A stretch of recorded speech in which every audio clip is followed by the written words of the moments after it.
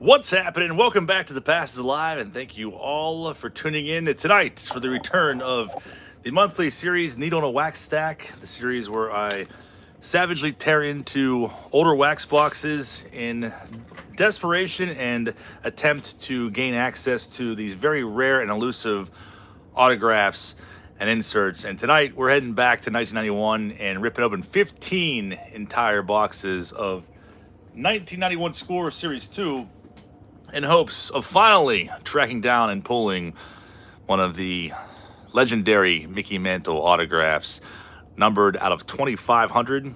Approximate market value on the mantles right now in today's market, it's about $1,000 plus, depending on condition and grading and everything else. But typically, about $1,000 for this card. Very hard to pull. There's no exact odds on really how hard it is to pull this, other than or exact numbers, I should say. But from what doing the math before a long time ago, I feel like it's 1 in 164 cases. Could be way off. It might be more than that, but basically you got to open a lot of boxes to find this card. But also, I've heard of people opening one pack from their LCS and pulling the mantle. So it's the luck of the draw. And tonight we got 15 whole freaking boxes to try and find this card. So let's get down to it. We're gonna be here for a long time, and it's first live stream I've done for a while that's going to be this long. So welcome, thank you for being here. CNM Collectibles, member for 25 freaking months, over 2 years. Says, freak yeah, let's do this. CNM, good to have you in the house, man. I know CNM has a box in this rip. He is here with me to partake in the misery, and we're off to a good start already because I can't even find my knife. Someone uses ghetto pair of scissors, and that's how we're doing it here. The ghetto is alive. Well, and John A has the first stack. Let me know if you prefer a different camera angle. Ever since I started doing the Whatnot auctions, I feel like my tripod has been cursed with these horrible angles, and I hate them. So I'm moving this up a little bit. That's a little better. John A has 2 spots in here, and this is his very first one. Box number 1. I have these all in a tote, so I'm just going to be going around clockwise like I normally always do. But the best cards in Series 2 that we're looking out for, of course, Chipper Jones rookie card is the best rookie. And you have some other ones like the Bow Breaker, which is kind of a tough pull. You know, I mean, I've opened boxes of these before and then not even seeing one of those cards. And PSA 10s of those at one point were like $150, so they are collectible. And then also the very cool Desert Storm flag card can be found in Series 2 as well. I used to always like that one when I was a kid. So let's swashbuckle our ways through some freaking 91 Score, find some shirtless Kirby Pucketts and Hendersons and all the other heartthrobs at the time. Mikey G is also in the house. That says, where's Willie McGee? Let's pull the Mick. Mikey G, thank you for being here, man. I appreciate you. Okay, so a long story short, I imported the Willie McGee 83 Tops filthy, disgusting sweat face into Photoshop. And you have to make it like, I think it has to be 1 megapixel to be able to upload to make an emoji on YouTube. And it was like awfully grainy and blurry, so I just opted out of it. I gotta find a better photo or do something differently to clean it up on there because it looked like absolute crap. But I did try. It was attempted twice. Barry Larkin Dream Team, Henderson. So you got tons of different subset cards in here. I appreciate that, Mikey G. Thank you for being here with us. Dan Wilson, No Hit Club. So I'm not going to go super fast through the first box. Nolan Ryan, No Hit Club's a nice one. But so many different colors of the rainbow, and Dan Billardello, who I freaking hated as a kid. Not really sure why, but there was definitely a detestation for him. And the one thing that's bad about 91 Score, they have the trash bag-like wrappers. But I think I'd much rather open these than open awful 91 Donruss wax wrappers that literally stick to the puzzle piece on every single freaking pack. The Griffey's Ken Sr. there.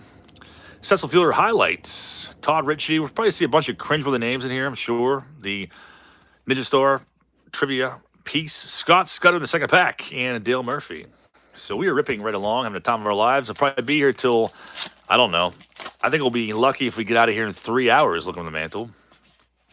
I pulled some of the franchise cards, but I've never pulled the mantle, or like the mantle autograph, obviously.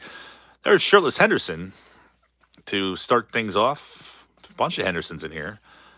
This was like my 3rd factory set that I ever got as a kid, I think for Christmas in '91. There's Ken Hill. First, it was 89 score, and I destroyed the hell out of it. I still have it, which I plan on showing you someday. I want to do a 24-hour live stream of my childhood card collection. Frank Thomas second-year card franchise. There's the Doc Gooden, Robin Yountz. Chipper Jones, look at that. John A., the fourth pack in. We got a Chipper Jones. I'm putting that off to the side. I will ship out some of these. I'm not shipping out all the cards, but just the better ones like Chipper, Bow Breaker, maybe the American flag card. Bernard Gilkey shows up also. Really sucks the fun out of life seeing that in the same pack as Chipper Jones, but very nice. Travis Dowdy's in the house. Says hopefully you can get at least one Chipper rookie. There it is right there. Travis D. Thank you for being in here, man. I appreciate you. Travis's channel as well, ripping older packs like this. If I can get Paul L. or Ahmad to post and link to his channel, help him grow. Doc Gooden. And there, there it is. Top list Kirby Puckett shows up. Only a few packs in. You got to wonder what they were thinking on that one. Ron Hassey. And the second pack down, Ken Hill once again. And Joseph C. also in the house. Joseph C. says, where does Carmen has your knife?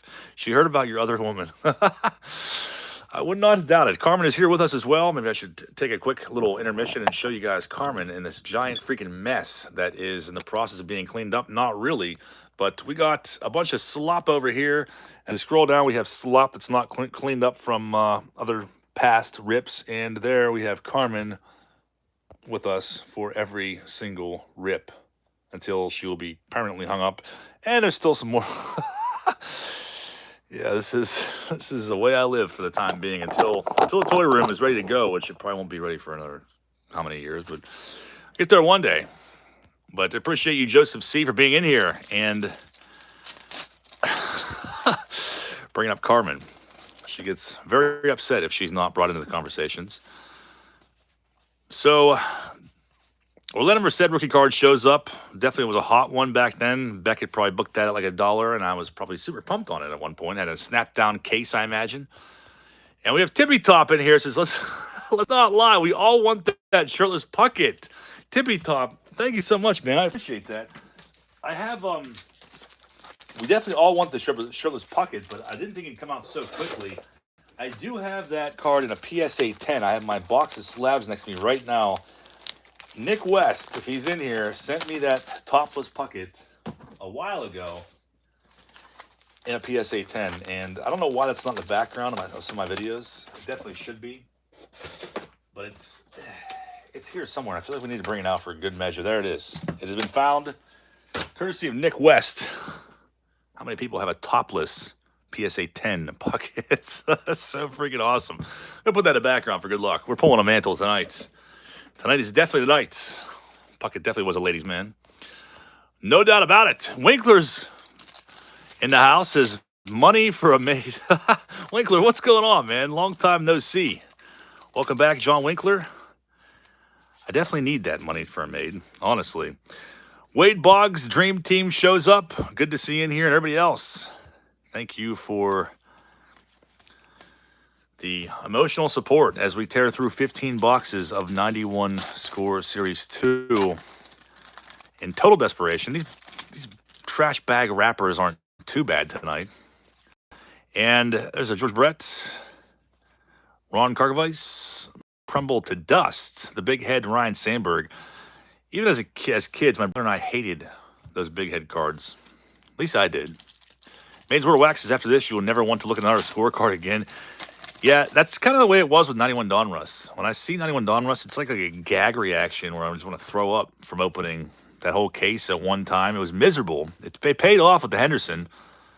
There's a Clemens. He's usually on the top or side of the box of this. Paul L says the wrappers can burn in hell. I can definitely agree with you. I'm going to have to take a picture of myself or a video swan diving into the giant pile that's being added to right now as we speak. And it's like Rifleman.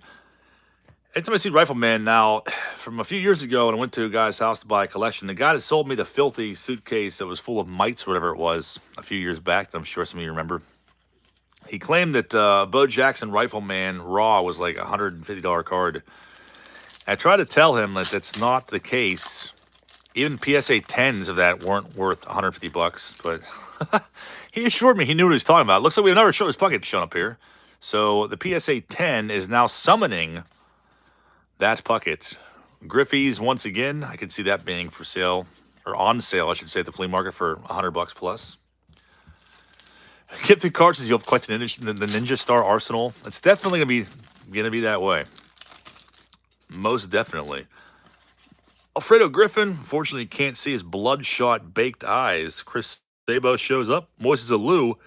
We need to bring out the stack of Moises Alous here soon. Randy Johnson, no hit club. And Melito Perez for Jonathan H. if he's lingering in the shadows somewhere, which I have a good feeling to believe that he may be. Paul says there might even be an MF Michael Jordan rookie. That's another one I'll never forget either. That filthy box. I still have that.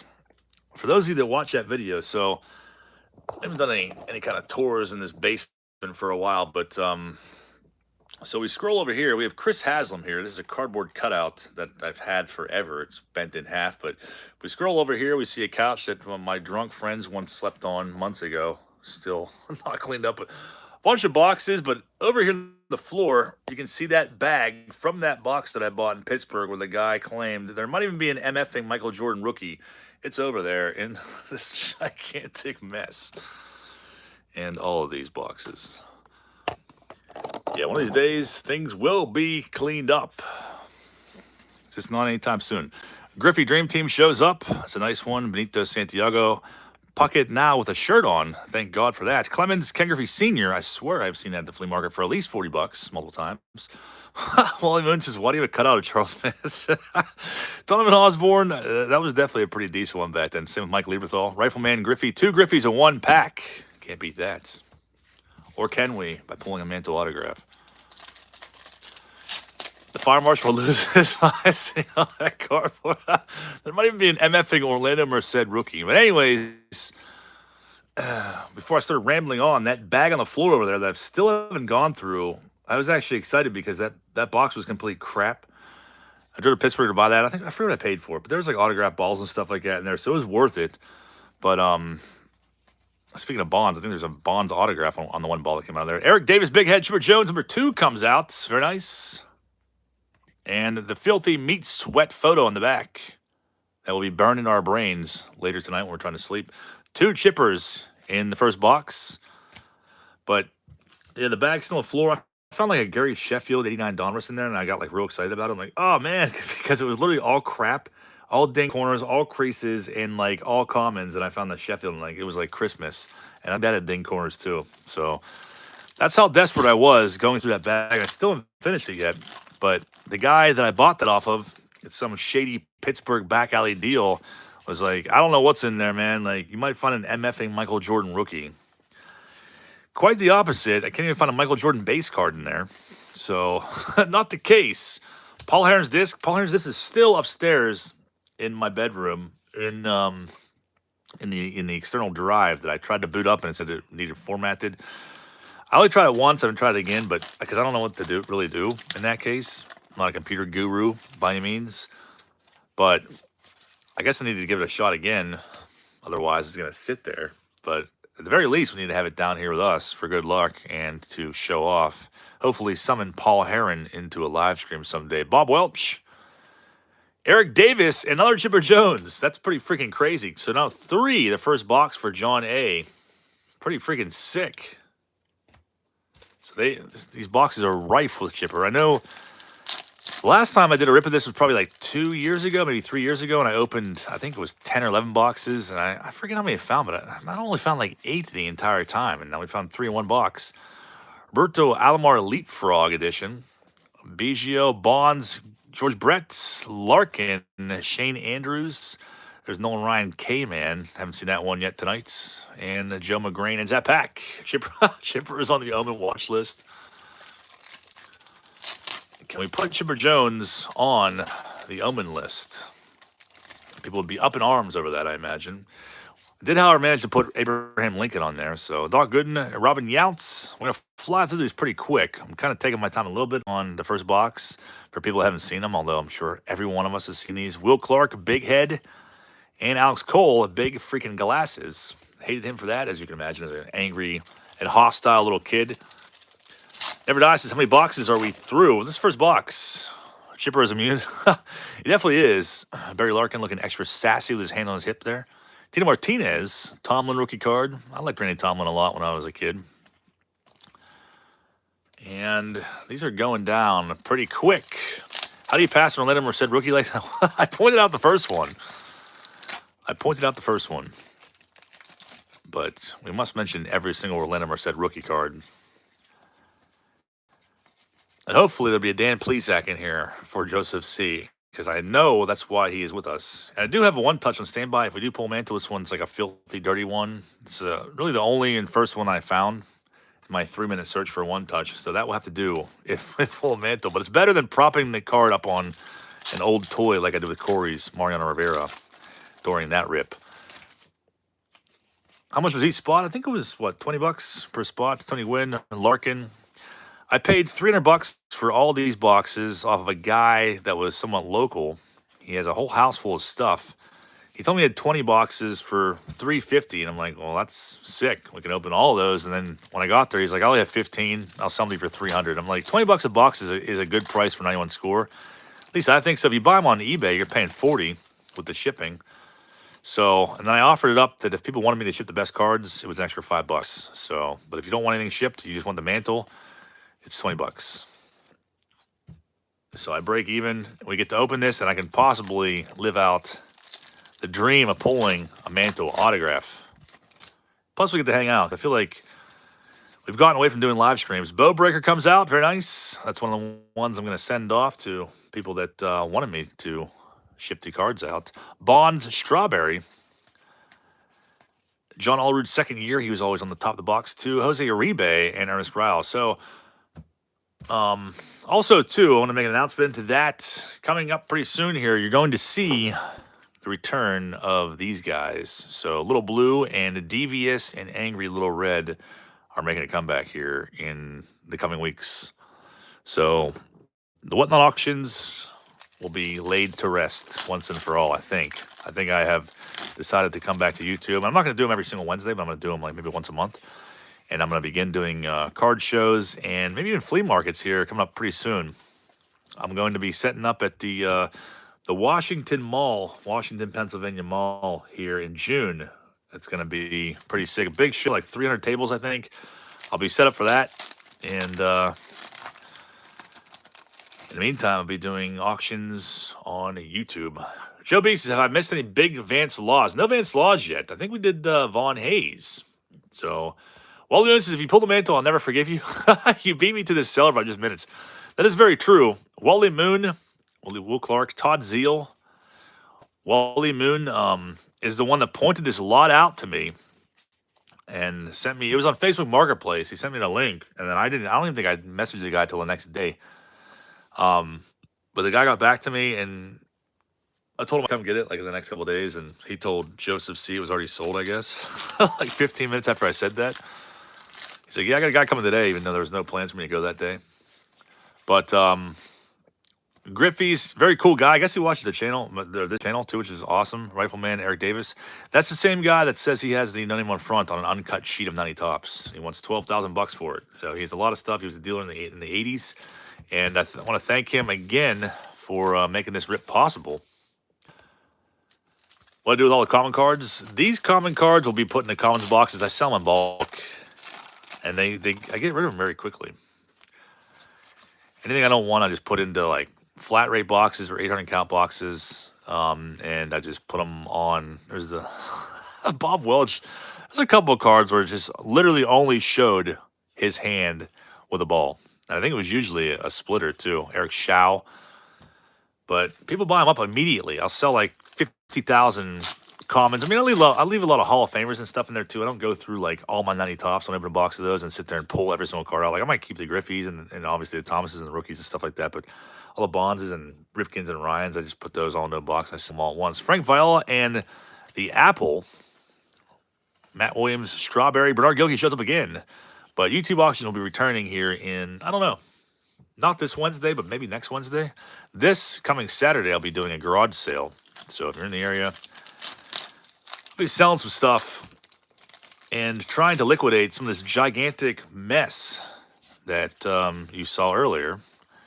Ron Hassey, there's like an awful lot going on in that card. Very suggestive photo.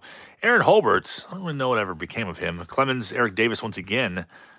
And Fred Lynn looking super awkward, that photo. Gooden is a Hall of Famer in my world. Wacky says. Oh, looking like a high school art teacher. He definitely does. Disco Stu doesn't advertise.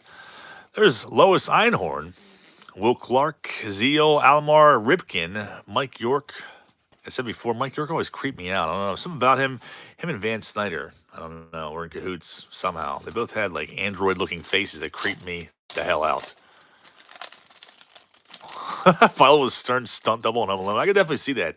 Daniel Stern and Frank Viola have never been seen together. Sheffield, topless Kirby once again. Carmelo Martinez used to hate his guts as a kid. Kurt Schilling, first time seeing that card. And Drew Hall, who Dean's card still has his 89 upper deck listed at $6 value on their website. I would love to know the reasoning behind that. Plow King Willie has returned. The real king, nice guy.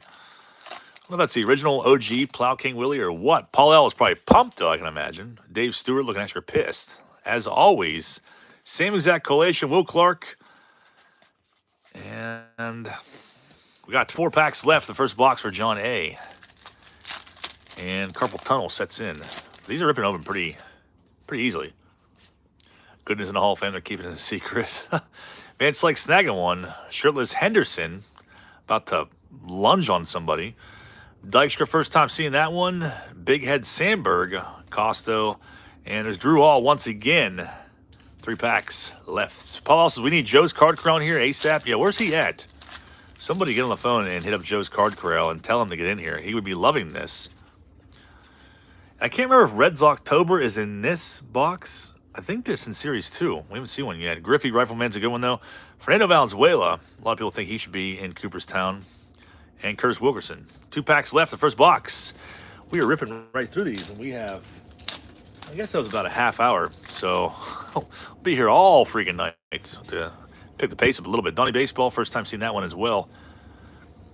Big Head Bonilla. Carsey rookie card. Would have been pumping that one as a kid. Last pack, first box. No sign of any Mantle yet. We got 14 more to go. There's a big cat for Corey, who apparently abandoned me. He's not in here. Doug Jones. Significance of that. Melo Martinez. And that ends the first box. 1 box down. So many 91 scorecards are going to be everywhere. So give me a second to clean this giant mess up.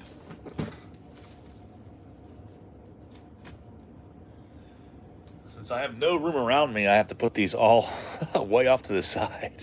I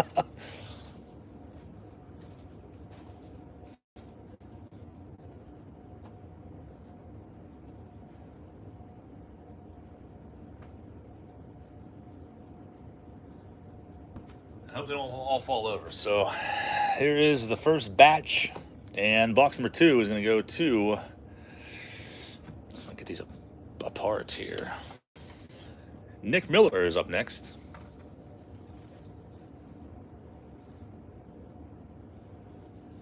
You have leaning towers of junk wax everywhere, so they'll probably collapse. You'll probably hear them in the background, but it is what it is. Prepare yourself for that. Box number 2 is up. Got Hal Morris on top of this one. I would have hated that and cringed in pure anger seeing that as a kid, as we hated Hal Morris really bad. Dwight Gooden forever says I'm starting to think a Mantle autograph is overrated. I have never seen one in person even. Probably the best, one of the best cards from the 90s that you can really pull, and a really hard one, is the 94 Upper Deck Mantle and Griffey auto. Dual auto, that one's freaking crazy. I did see that one at the National last year. And I think it was like $3,000. I can't remember if it was graded or not, but on to box number 2 for Nick Miller. Crack into it.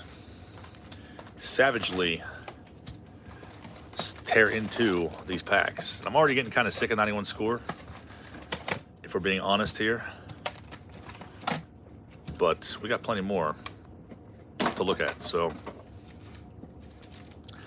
let's shove these off to the side and get to ripping. Something Wong says, I saw Doug Jones at Walmart once in Daisy Dukes. I could definitely picture that. Raphael says, should read one of those Magic Motion trivia and give a price to who answers correctly. Well, I definitely did that before once. Let's do that with this pack. Throw it out there and see if anyone knows the answers. Greg Vaughn for Wally Moon. There's Dawson the Hawk for Corey. Mulholland and 1925. Let's see. Yeah, I'm not going to read all that. Some of them have paragraphs. I think all these have paragraphs for this year, but the other ones just have trivia questions. But we'll be here forever doing that. See if it's time to bring back a hoot. I know Paul L. will be pumped on that because he used to win every single one of them. Literally would win every single one of them. Julio Franco, Bobby Witt, Griffey Dream Team. I'll probably send those ones too to people that paid for the shipping. You'll get the Griffey Dream Teams, I would imagine. I'm sure those are probably like $75 in a PSA 10 or something. At least I would think so. Paul's I'll kick your ass in Kahoot. Paul L. will challenge anybody. Man of the Year. Sandberg, Conine rookie card. Ken Hill. And one of says, I missed TPI store. When's the pool party? I'll bring the Taco Bell inner tube. Can I have the Greg Vaughn? Joseph C. is super needy. And he's also going to come over and help me construct, because this will be a video. So Paul L., which you probably already have is documented in the on the empty promises list, but there's going to be a video of the construction of a baseball card raft. So I'm going to need Joseph C's help with that. There's Reds October right there for Joe's Card Corral, who's not in here. He hates that card more than anything in this world. And I always wanted to get one of those in a PSA 10 and give it to him.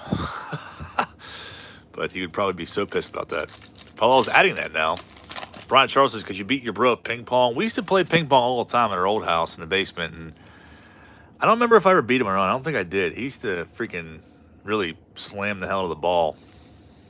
And he's 4 years older than me, so I was always a little kid, I think, when we were playing. And I just, like, couldn't react in time. Griffey Rifleman.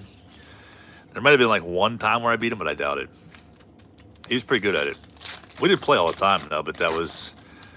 We'd have, like, tournaments in the basement. I think Joe's Card Corral was part of those. There's some Jeff dude that would take part in it. I was probably, like, 8 years old. Chipper Jones shows up once again. The precursor is Eric Davis. So, Nick Miller, you got yourself a Chipper Jones. Meat Sweats coming in hot. The G.I. Joe video will be done eventually, someday. It's in the production, but I've been focusing more on... Dude, where's my card? So I've been thinking about doing that more. I haven't filmed anything for it or written a script or anything, but I've thought about doing it. So that's more progress that I've made with the G.I. Joe video. That's Conseco Master Blaster. I think it's the first time we've seen that.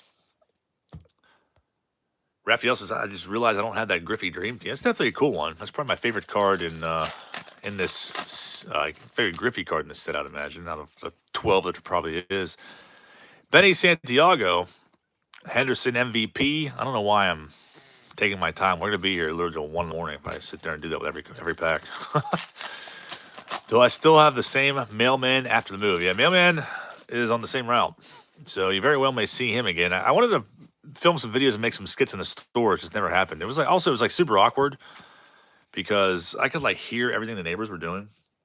Got kind of annoying after a while. So I imagine they could probably hear everything that I was doing and saying. And I was I want to sit down there and film skits with a mailman and just play 2 roles. I probably should have, but I could have made some good skits, some good card store skits. I guess I still can. I have one of the showcases left from the store. Wacky says Mech and Seiko Cheesecake Factory in Florida in 2002. That's pretty sick. Some Wong says waiting on the G.I. Joe video is the only thing left on my bucket list. There's another bow breaker. Nice one there. Put that in the best cards pile. Rifleman, Griffey. So many Griffies in this set. Griffey Senior and Junior. So many subset cards. Coleman. Randy Myers looking super pissed. Giving you a side-eyer. Another Chipper Jones shows up. Rookie card. I don't know what those are at now. PSA 10s. There was a while back you can get those for like $50. The pop on them's freaking high, though. So I don't know if they'll ever be really more valuable than that. Maiden says I need a PSA 10 of Bow Breaker. That's a sick card, man. It definitely is. I mean, we've seen, what, 2 now? So maybe they're a little easier pull than I really realized. But I feel like last time I would have been $10 of these. I don't think we saw that many of them. Still no sign of the American flag card either. Clinton Ray with the Mike Walkton emoji, asking ye shall receive. He comes floating down out of nowhere. In all his gloriousness, he is with us. Paul will be pumped about that. And Rippy for Ripkins has joined us finally for this already exhausting rip. Kevin J said, I just ordered the Bowbreaker card. It's a sick card, man. You shouldn't have had to pay too much for it on eBay. A couple bucks for raw, but it's definitely a sick one. I like it. Barry Larkin, Shane Andrews. I used to hate that card as a kid. I don't know why. Paul L was pumped on the sighting of Walkton. Timmy Top says shirtless Curry Puckett coming. We do have shirtless. Kind of hid the topless Puckett there a little bit, but I'm sure we definitely do have one of those raw coming up, or we'll settle for a shirtless Henderson. We've always seen one of Canseco so far. Jay Ortiz says, how can I get packs like this? I bought these off of Marketplace, all in bulk. Ventura versus Ryan card. I want to say there is one of those that's like this. One of these weird promo cards with the ghetto-looking fake gold borders, gold foil. I think there is a Ventura versus Ryan like that. If you go to eBay and type that in, I'm almost positive there is one because I was like, that's sick. I kind of want that. do we know if Puckett has pants on the card? He's got a big smile on his face, so I'm guessing the answer to that is no. Devon White with a ding corner. Frank Viola on the Apple. Frank Viola, Daniel Stern. Thomas second year card again. And there's the American flag card. First time seeing that. Commemorating Operation Desert Storm. We pray for the safe return of all Americans involved in Operation Desert Storm and for peace throughout the world. Number 737. Sick card. And we opened 2 boxes now and seeing one of that, so it's a little more difficult to pull. Maybe they didn't produce 5 million of it like they did with these other base cards. Travis East said bought 3 boxes for 77 bucks shipping a couple weeks ago. Yeah, if you buy them in bulk, you can definitely get them for a better price a lot of the time. But if you buy 1 box at a time of these, typically they're about 40 bucks. Roughly about $40. But that's usually buy it now prices. You can always get everything for cheaper if you bid on auctions. Topless Puckett once again. There's a plethora of them now, which I'm obsessed with. But I already have a PSA 10, so my craving has been satisfied for that card. And I have a lot of stacks next to me here that are about to fall over. So prepare for that any minute now. Creepy Frank Viola. That card's starting to creep me out, though. Ron Walton, Dan Wilson, Andres Thomas, and Kevin Elster. Ends that pack. Only on box number 2. I'm hoping we at least see one of the Mantle inserts. I have pulled one of those before. Years ago, there's Reds October. Damn that card. Matt Williams, big head card. Beckett, rookie card. And there's Elster once again. 2 packs in a row. Puts you on the open watch list. Is it possible to get the Mantle unsigned? Yeah, it definitely is. He signed 2,500 of them, but there's what is that, a 7-card set? There's Puckett again, Clemens, Ken Griffey Sr., and there's Scott Scudder to end the pack. Junk Wax Jenga. All the stack fall. I love that. So this is like Oprah. You get a shirtless Puckett. You get a shirtless Puckett. Everyone gets a shirtless Puckett. I love that. We need to see some more shirtless Consecos, though. I think that card had some value to it back in 91. The Puckett, probably not so much. Orlando Merced rookie card for Wally Moon, who was highly upset with me for not pointing it out repeatedly already. Paul says Scott Scudder, not the short print. Definitely is not the short print. Mr. K is mad because he's missing Jeopardy. Bowbreaker shows up once again. Put that in the best card stack. And keep moving along. I don't know if the pop is PSA 10's that Bowbreaker, but I can't imagine it's like super high if it's valued at like 150. Will Clark, sick photo there. Griffey franchise. I'll probably send all the Griffies, I imagine. I would think so. Mr. K is watching Jeopardy and this. Multitasking, I love it. All Root, I think it's the first time we've seen that. The Hideous Antics of Zane Smith, and I said it in my weekend recap video, but any of you guys that weren't here for that, I came across a Zane Smith clock that I posted on the Facebook group, and the guy wanted like 12 bucks for it, and I refused to pay that. Because it was awful. It was like a 94 onwards card. It was a plaque clock, so it had Zane Smith nameplate on there, and like some baseball, I don't know, some baseball figure or player that was like part of the Hands of the Clock. Thomas' second year, that might be the first time seeing that. And I was like, I give you like $5 for that, man. No one's gonna want it. It was like all beat up and stuff like that around the edges and just looked awful. I'm like, I don't need that, but like I kind of want it as a gag, if anything. But at the same time, I don't want it because then it's stuck in my house and I'm forced to look at Zane Smith much more than I want to. Says, I give you like $5 for that, man. He's like, I'll do 8. And I'm like, I'm not doing 8, man. That's out of principle. So I walked away from it and left it there. But there's a picture of that on the Facebook group if you didn't see it. Roger McDowell, Bob Welch, Eric Davis again, Andy Van Slyke, and no Mantle in there. Yeah, the Mantle unsigned, they're tough pulls. I don't know what the odds of pulling one of those are. Like I said, I pulled one out of a pack a while ago. I think I might have pulled one during that 10-box rip that I did. I'd say we might see one in this rip tonight. Canseco, Corey Slater, Master Rifleman, Bob Kipper, and Matt Noakes. Travis D says, I think there's one Mantle per case. There might have been one Mantle actual insert per case, but I think like I said before, the odds of pulling the auto is like 1 in 164 cases, and there's 20 boxes in a case, so 164 times 20, I think that's just like a rough estimate. Nolan Ryan came in. Rick Cerrone is that pack. I'll probably ship all these like Thursday, I imagine, to go through all this. And then hopefully next Wednesday, we'll be back together again with Little Red and Blue for an auction. First one in quite a while.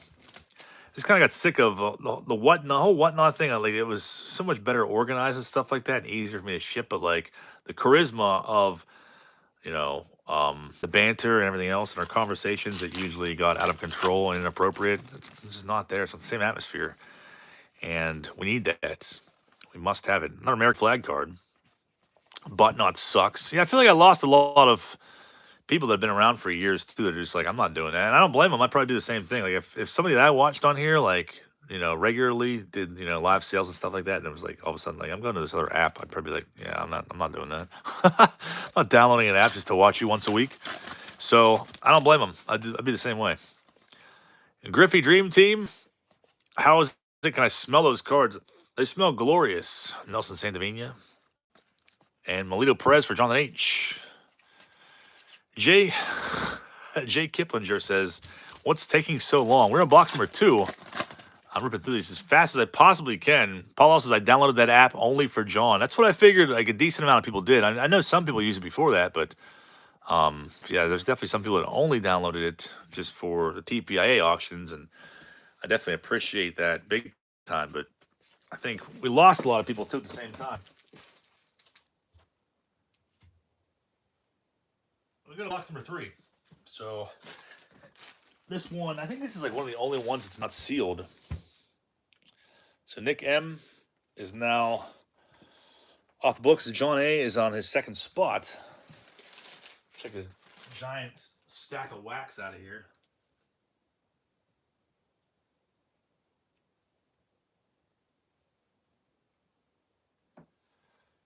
It's going to collapse any minute now. And box number 3 is going to be John A. So let's get down to it. Walker says, I keep forgetting about Whatnot. The major thing I don't like about Whatnot is that it doesn't like give you a heads up. Like with YouTube, before someone goes live, it gives you the half-hour heads up, which is sick. I don't know why they wouldn't have that on there. Like it doesn't I don't think it prompts you someone's live until they're live, which like sucks. Like they should. I don't know. I feel like they need to fix that.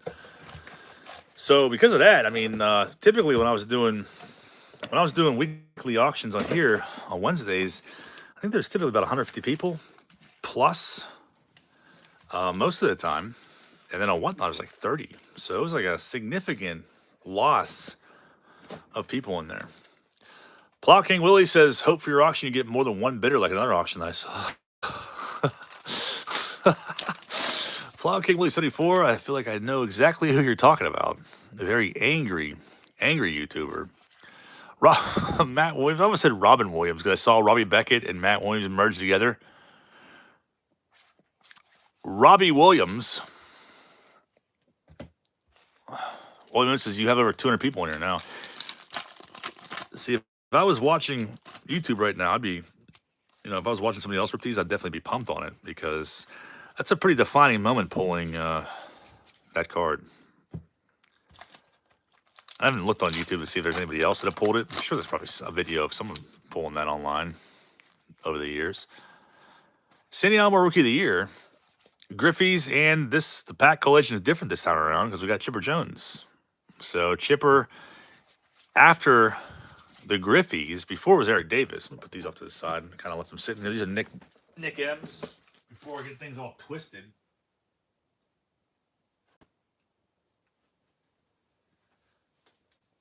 So we got, 2 chippers out of the last box? Or was it 3? My fat leg kicks the camera. The first chipper for John A shows up.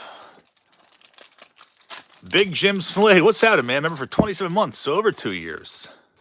Brian Smith, what's going on? Brian Smith actually sent me a sick, old-school throwback top shirt. I didn't show up the weekend recaps because I didn't show any mail on there. I try to save those for, like, individual mail days, which never end up happening. But the last one I did was on Facebook Live. I may do that again sometime soon, so thank you again for that, Brian. It's freaking sweet. It says Topps All-Star Card Collector on it. It's very sick. Tennis, I've been enjoying Whatnot. I've gotten some pretty good deals on vinyl records. You can definitely find good deals on there, for sure. I know there's definitely people that have gotten good deals off of me in there. So that's definitely a plus of the app. But at the same time, the conversation is lacking big time, and like the hijinks that we have on here is lacking. Like, for instance, on Whatnot, I don't know, I'm just sitting there selling stuff. I'm not going to sit there and discuss and talk about this filthy, moth-eaten 89 Topps trade box that was once full of 90-score Moises Alou. I mean, I'm less likely to do that on Whatnot than I would be on YouTube. So, yeah, we have the shenanigans.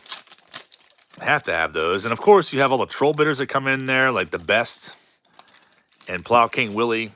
It's not the same, and I miss it. So I had an epiphany today when I was sitting there like, I'm going back to YouTube. I freaking miss it. And, yeah, it's happening. Will I still do Whatnot? I don't know. I may still do it every once in a while, but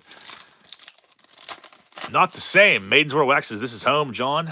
I think it is, man. I definitely think it is. And I kind of, like, wasn't really doing live streams or like anything else on here, and I definitely missed it. I'm happy now because I'm able to find cards and stuff, and flea markets are open again, and it's easier for me to make content. I can go out in the world and find junk and bring back and mess my house up more than it already is with more junk.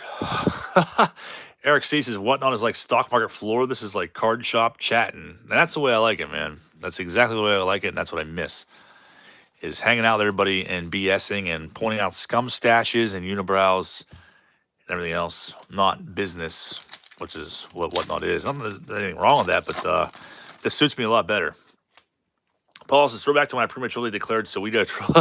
I remember that. Yeah, like Sowita, I don't think he ever came in Whatnot. There's definitely a bunch of people that we lost. I say we, I mean all of us. Not we as an I, because I hate that really bad. But a lot of people that did not come over there. I don't blame them. I would not have done it either. Clinton Ray with Dennis Cook emoji. I saw somebody post on the Facebook group too. So if you're on the Facebook group, if you have Facebook, join the TPIA Facebook group. It doesn't cost you anything. It's linked down in the description. But it's a good time, and people are always posting funny stuff in there, like and crazy things. Like someone reached out to Dennis Cook and asked him about this photo, and like just what was going on that day. And I forget what he said. He was just goofing off or something like. I forget who it was. It was Trevor Williams maybe. So I was just goofing off that day, and I don't think he like knew that they're gonna use that photo, but it ended up being that way. Now it's legendary. Silver Fox is looking forward to red and blue coming back. Yeah, I think we all miss red and blue. They talked me into it and threatened me and my family. American flag card shows up again. Jay Clippinger says, gotta go back to work. At this place you'll still be at when I get home at 10. I probably will be, man, honestly. I forget what spot you are, but yeah, it takes a while to go through all these. And there's Topless Puckett once again. Bob Welch, splitter. Especially when I have to carefully stack everything up.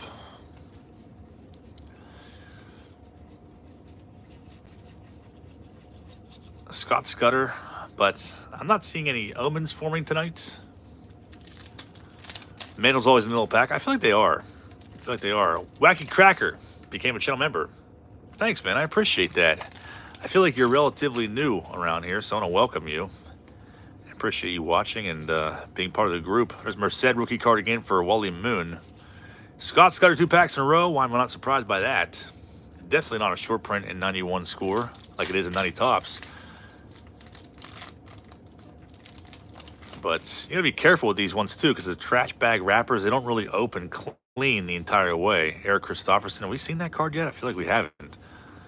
There's the Master Blaster, Bo Jackson, that the one guy that does cleanouts was trying to tell me it was like a $150 card raw, especially with his that had ding corners. Oh yeah. Wacky Cracker says, I'm a virgin to this scene, but I've been collecting since '79. Tops football and love to everybody. Well, welcome, man. It's freaking awesome. And welcome back to the hobby. I guess not welcome back since you've been in since '79, but that's freaking awesome. Glad to have you here. Clark Todd Zeal flipped out of that card as a kid. Melito Perez trying to desperately summon Jonathan H., who is probably off at swim practice or something along those lines right now. Greg Vaughn, Lemke, and I feel like it's the same like 20 cards over and over again. Jim Gott, Scott Scudder, Ken Hill, literally the exact same faces in the exact same freaking order. There's Wade Boggs' Dream Team, Tino Martinez, Cecil Fielder. There's a few of these highlights we haven't seen yet. Randy Myers, big head card. Ray Bush. Wacky says, I open stuff on my own on my YouTube. If anybody gets bored, cheers. Card. That's sick, man. I'll subscribe to you. I didn't know you had a channel. Corey, if you could post a link to Wacky Cracker, I'll jump on your bus later on. Speaking of a channel member, I appreciate you. Myers, Todd Ritchie, Kurt Miller, who I was definitely pumped on at one point in time. Van Slyke, Ninja Star, and as Jim Gott, I told you, Jim Gott, Don Robinson, maybe coming home tonight. It's like, I think is that the 3rd pack in a row? I feel like it might be. Regardless, he's pissing me off. Yeah, so opening any score like 89, 90, 91, you're not going to get a clean rip most of the time. And if you just carelessly yank the cards out, you're dinging all the corners. If you have Mantle in there, I would be really upset with myself to snag some of those corners, pulling them out. So, but I will take these trash bag wrappers over 91 Donruss because I was literally had to claw my way through those for what, 720 packs. That's freaking awful. Absolutely awful. Floyd fan's in the house. What's up, Floyd fan? And if I can get my phone to work here, Floyd fan says, I know I'm not Jonathan H., but I'm the best you can get. Well, I appreciate having you here, man. We always love to have you in here. And there's Melito Perez for Jonathan H. And taking the place of Jonathan H., of course. There's a link to Floyd Fan's channel as well. I don't think he's really making videos anymore, but Donnie Baseball. There's a flag card again. Chet Lemon, Eric Shaw. Is that pack? Welcome back, Cotter emoji for your return to YouTube. I have welcome back Cotter. I guess it's not sitting next to me, but I have like a welcome back Cotter like paper. It's like paper. I don't even know what it is.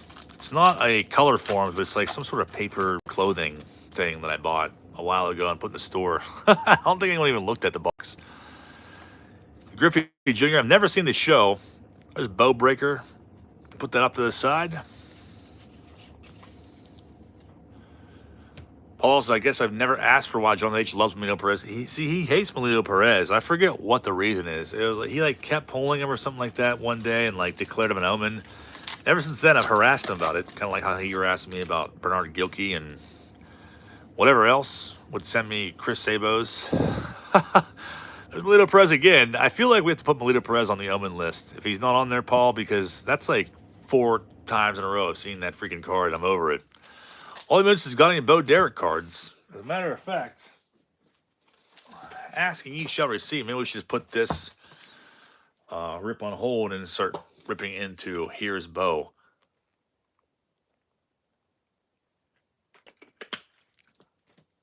All right. Hijinks aside, we'll save that for another day.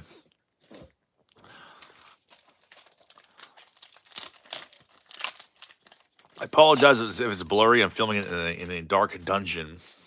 But Floyd fan says it's funny you said that. I uploaded a video on the other channel about a month ago. I will have to check it out, man. I don't know if I followed your channel. Is it Strikes and Spikes? Pretty sure I still follow that. I didn't see it though. But at the same time, I also overlook a lot of subscriptions that or people I'm subscribed to. Melito Prez again, yeah, he's got to be on there. There's Willie McGee for Mikey G. Not looking as filthy on that card photo. Chipper Jones took his place in 91 score.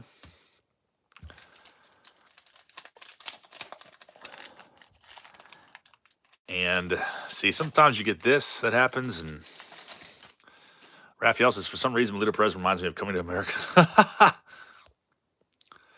You're in Bernard Gilkey's basement. I am in an A basement, but it's probably more messy than Bernard Gilkey's, that's for sure. But there are lots of Bernard Gilkeys to be found down here. I can guarantee that. So coming to the end of this box, narrowing it down, Bonds Christofferson, Bo Jackson, $120 raw rifle, or no, it's not rifleman, Master Blaster.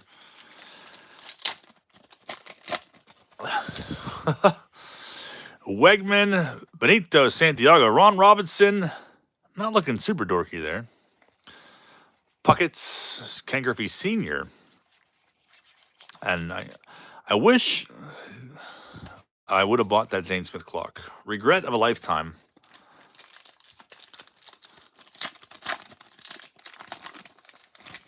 If I would have ever have a famous quote someday, that's what my quote would be. I wish I would have bought the Zane Smith clock. Kind of like your senior quote. Wish I can go back in time and change my senior. I don't even know if I had a senior quote, actually.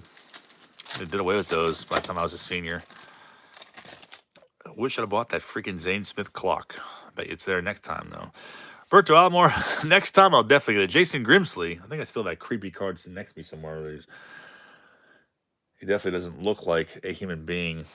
It's very, very creepy. 92 per deck, I believe it was. Reggie Harris. Zane Smith clock makes the ladies' panties drop. I can almost guarantee it, Wally Moon. Bob Walk for Joe's Card Corral. Let's find us a mantle. Mikey G says, I wish I was a little bit taller. I wish I was. I always regret not buying the Miss Riversdale 91 license plate frame that I saw in a thrift store. I think that would be hilarious for my car. That would be awesome. Leslie, what's going on? Jason Grimsley, Tino Martinez. There's Nolan Ryan, K-Man again, and I should be going through these quicker. We're going to be here all freaking night. I have no problem with that. It's 8:30 now. My goal was to have everything done by 10:30. Can we do it? Can we go through 8 more boxes? Is it 8? No, it's not 8. It's 12 more. I guess 11 after this one. 11 more boxes in 2 hours. Is it possible? I don't think so. Ryan Slater, what's happening, man? Says, what's up, John? Just got here. Did you hit the Mantle auto yet? Jared says hello. Ryan, good to see you, man. Tell Jared I said what's up. And no Mantle auto yet. We've seen a lot of Melito Perez, though. I can assure you of that. And a lot of Puckett without a shirt on. No Mantle inserts, period, yet.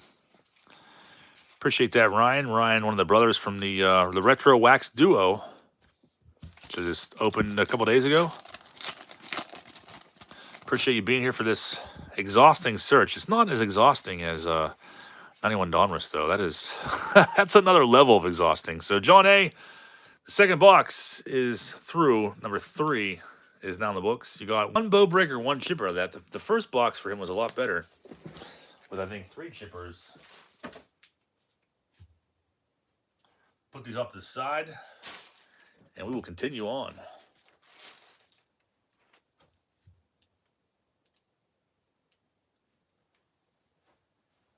Anytime I do big rips like these, my card organization is absolutely awful, because I literally just put giant stacks everywhere and then they get knocked over. So I'm going to try to avoid doing that this time. Have a little more organization. Box number 4. C&M Collectible, 0 up. Well, it says, was that a Kurt Schilling rookie? That is indeed a Kurt Schilling rookie.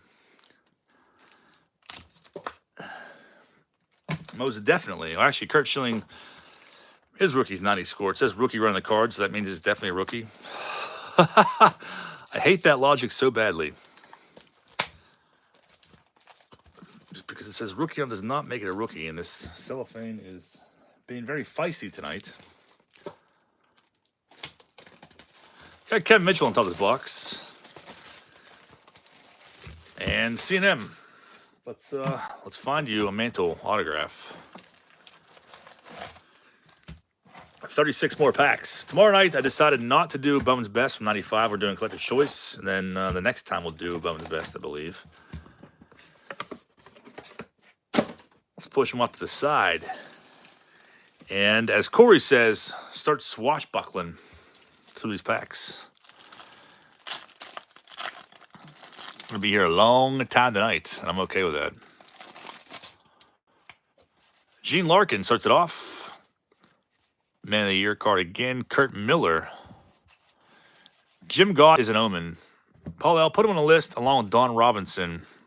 We've seen the same two cards over and over and over again, and I'm tired of it. And my 90-year-old, or my 90-year-old self, the 90s version of myself, there's a Kurt Schilling rookie for, for Wally Moon. The 90s version of myself would be furious with the present-day version of myself for declaring Jim Gaunt an omen, but it is what it is. Jared says, did I miss seeing Carmen? You definitely did. We already said hello to Carmen. She is sitting by my side. Paul says, might as well tickle your minty, lavish, fancy, bulbous bugaboo, swashbuckle ditty vibe. Dave Stewart. There's the Griffies once again. And Alaroot and Strawberry in that pack. We are ripping right through these. So we're on box number 4, and we're an hour into it. Is that pretty good timing? I guess it's okay. But we're primarily looking for one card. Anyone's just tuning in now. Look at the Mantle. Mantle insert, Mantle auto. And or both. Chipper Jones will put this off to the side along the bow breakers, but the long rips like this, we got to go through somewhat quick. We'll be here all night. Dawkins says Kevin Mitchell probably punched 47 people in 89 too. 15 minutes a box, that's not too bad. If I get it down to 10 minutes a box, it'd be awesome, but I don't know, that'd be pretty tough. It's too tough with these freaking wrappers that I'm going to swim through later. Kurt Schilling rookie card again. Shout out to Wally Moon, who is hopefully watching this rip in his Escalade in the garage. Not Escalade, Tahoe, I think it is. But it's pretty sick. Doug Jones, Fireball, Reds October. And there's Ken Hill again.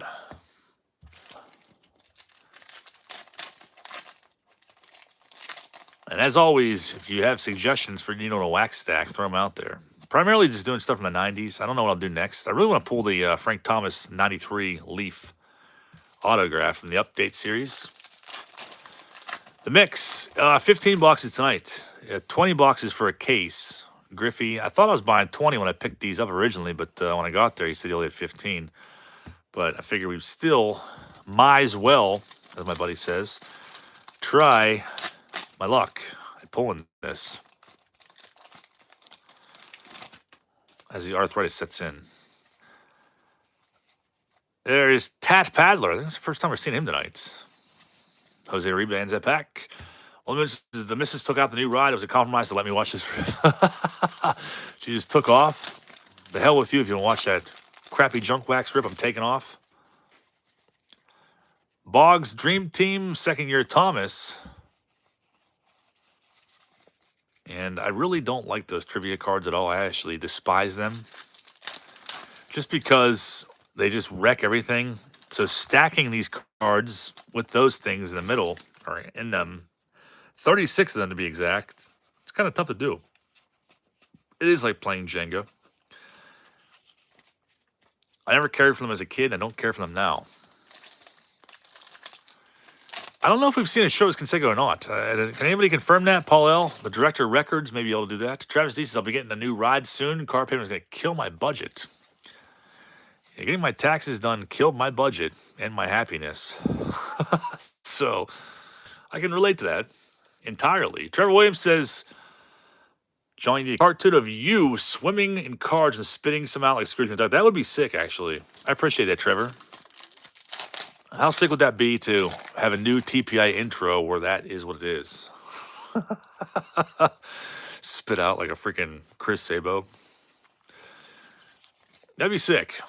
You may have gave me an idea there. So I probably have to like revise the TPI intro. I've wanted to do that for a long time. I've used the same intro for the last like 4 years. I feel like no one does that. And I probably should make that happen sometime, but we all know how that goes. Still waiting on the G.I. Joe video from 4 years ago. And Junk Wax Jeopardy. It's the first time we're seeing cards that are upside down. Maybe it's a sign there's a mantle in here. CM says, thanks in advance for the mantle. John. Oh, you're very, very welcome, man. About halfway through Sam's box. Doc couldn't forever says should have kept track of how many packs you opened looking for no name on front of the mantle. I think somebody did on the Facebook group. I don't know if it's how many packs are on there, but how many cards that I've pulled of the same player. Thomas, we need to really give that more coverage because it's a very incredible and impressive spreadsheet he has going. All the cards I pulled the most of, 90 tops, and all the cards that I've pulled the least of. So box number 4, not going down very easily. Dan Billardello pissing me off 30 years later, still.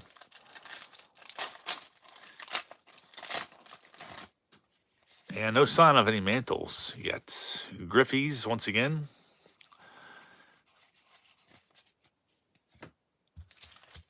Fuzzy Wuzzy was a bear. Paul said that spreadsheet instantly crashed the one time I tried to load it. Did it really? Devon White starts off. Master Blasto Canseco. Why can't we find a topless Canseco in here? Said no one ever. At least I never did, but I'm curious. They're all puckets, unless he was in Series 1. I honestly don't know. Davis Chipper Jones shows back up again. There it is. First Chipper Jones in the box for CNM. Hanky and Drew Hall. I'm tired of Drew Hall, too. Put him on the Omen list, Paul. That's like the 30th time we've seen that card, and it's really making me angry. Waldman says, what's up with the resolution? They got dial-up only. I can see it just fine on my screen. But, I don't know. Try messing with the little gear setting. Daniel Stern, Zane Smith, Bo Jackson once again. Drew Hall for Futurama. He definitely was the inspiration for the cartoon Futurama for at least a dozen of those characters. It's the stream. I don't know why, because on mine, I can see it perfectly. What about that? If I hold it closer to the camera, is it better? Lieberthal, Chet Lemon. Any update on the floppy disk unveiling? You know what? I tried to load that, and it just keeps saying the disk or whatever is not formatted. So I gave up immediately after I saw that. I haven't given up on it yet, though.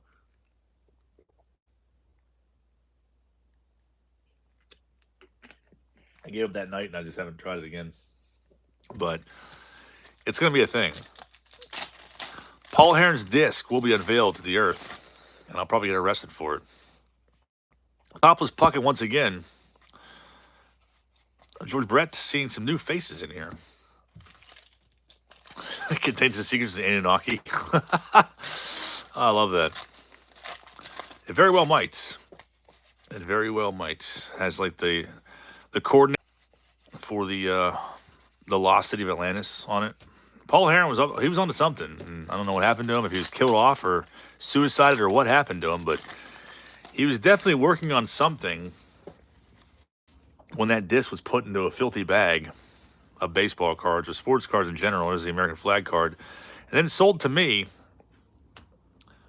under the premise that there might be an MFing Michael Jordan rookie in it, which I haven't found yet, but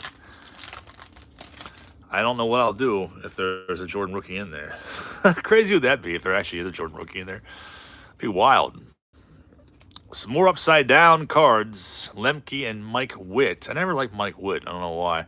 Nolan Ryan, No Hit Club. And Ken Daly in that pack. And one chipper this box. So the first one was rife with them. We got 3 chippers. And then I think what? Like been getting like 2 or 1 since then. Tat Paddler once again. Andres Thomas, Chet Lemon. Runs that pack. Paul Heron was part of Heaven's Gate and was picked. I would not doubt it. Would not doubt it. Downloaded the G.I. Joe video onto the disc. The disc that holds probably like 9 megabytes. Griffey Dream Team. Conseco. You know how much like the max storage on that would be.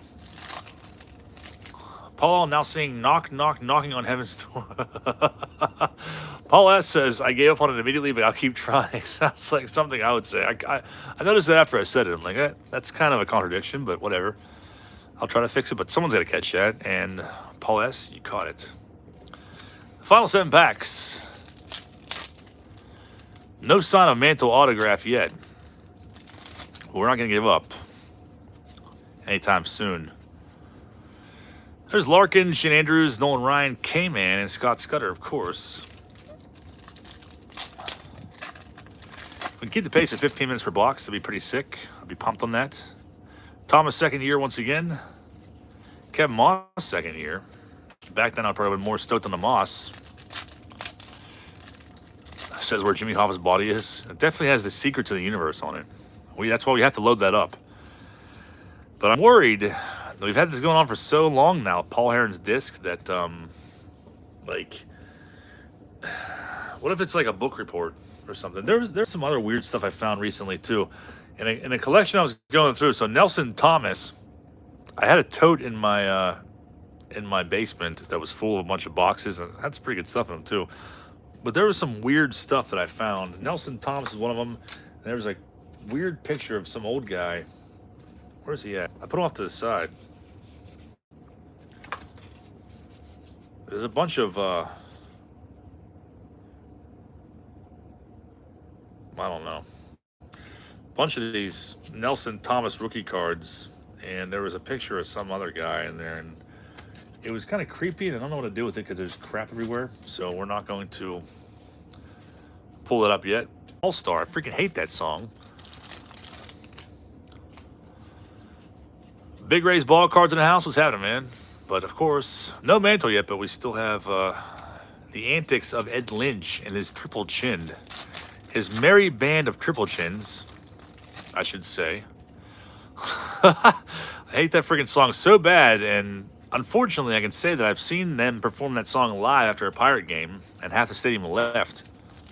Maybe more than half the stadium, but I had to sit there in sheer horror and listen to them perform All-Star. I freaking hate that song.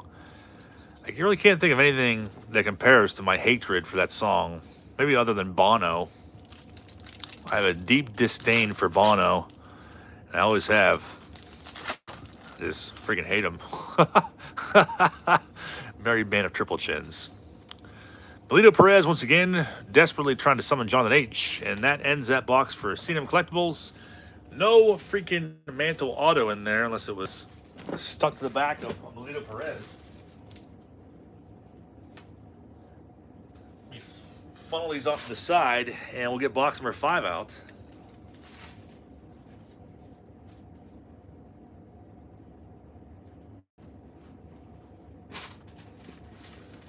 Box number 5 has Larkin on it.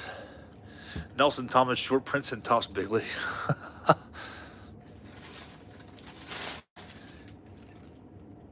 And Nick West is up.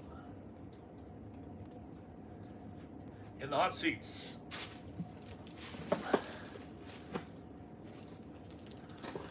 Box 5 out of 15.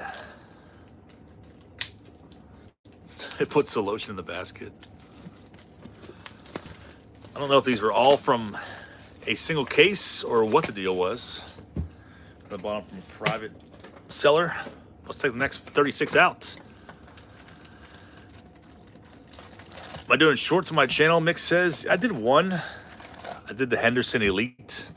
I was going to go back and do more, but some of them I just couldn't fathom putting on there because my reaction on some of them were like, it was awful and I couldn't stand it. And I hated myself when I went back and played them. I think like I was going to post like Griffey Upper Deck Pull and some stuff like that, but I sounded like such a chode that I was like, I ain't doing that. So, Nick West, good luck to you. Topless Puckett, bring us some luck here. Yeah, so I put the one out there, and that was it. I know Eric, my brother, does them a lot, I think. They seem to be the future. People doing shorts. It's a refractor. The 94 Bowman's Best rip that I had. It's been a while since we opened Bowman's Best from 94. I feel like we have to open that again. I think I've done 2 boxes. That product is sick. It's not very expensive either. Like $100 a box. But it's usually like 2 refractors per box, something like that. Griffey Rifleman shows up early in the box for Nick West. Opening 15 boxes tonight. Portal. This is number 5. Hopefully the blurriness has subsided somewhat. Corey says it's going to be box 8. That was the box I almost bought. How crazy would that be? David Wells. Jim Gott again, after rightfully being placed on the Omen list. CNM Collectible says that 94 box may have been your best. I lost it on that one. I forget who got it. It was somebody who's not really around anymore. I think it's someone who abandoned me. I think he sent it in and got like a PSA 9 on that, I think. Maybe I was dreaming that, but that sounds about right. Quentin Races I haven't heard showed in a while. It's a word that I like to bring out rather frequently. It describes a lot of things and people. Tony Gwynn, Barry Larkin, Robin Yount, Tony Baseball, Big-Headed Sandberg, Scott Scudder, and Travis Fryman. Travis, I'm pretty sure the video problems on the stream is the curse of Paul Heron. It very well could be. We're talking about too much. Or Carmen. Maybe Carmen didn't get enough like screen time and she's pissed about it. Kevin Jason, maybe you're dreaming right now. Maybe I am. Maybe this is all a very bad dream of opening 91 score for eternity and not pulling the card I'm looking for. That's certainly how I felt when I went through that case of 91 Donruss. It's not too often I'll open, a bunch of boxes like this. These ones are cool because you can still pick these up for a good price. Like if you buy these in bulk, you can get them for 20 bucks a piece, which I think is a good deal for pulling the Mantle autograph. And I'm sure there's definitely those are still out there in packs. So, think about it. You get one of these and get a bunch of Melito Perez or buy a blaster box and pay $5 more. And you don't get nothing. I don't ever get anything out of new cards or new products in general.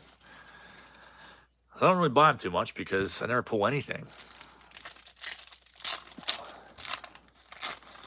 But I don't know if Nick West is in here or not.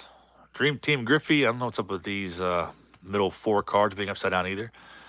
Van Slyke, Conan rookie card again, and Drew Hall and that pack.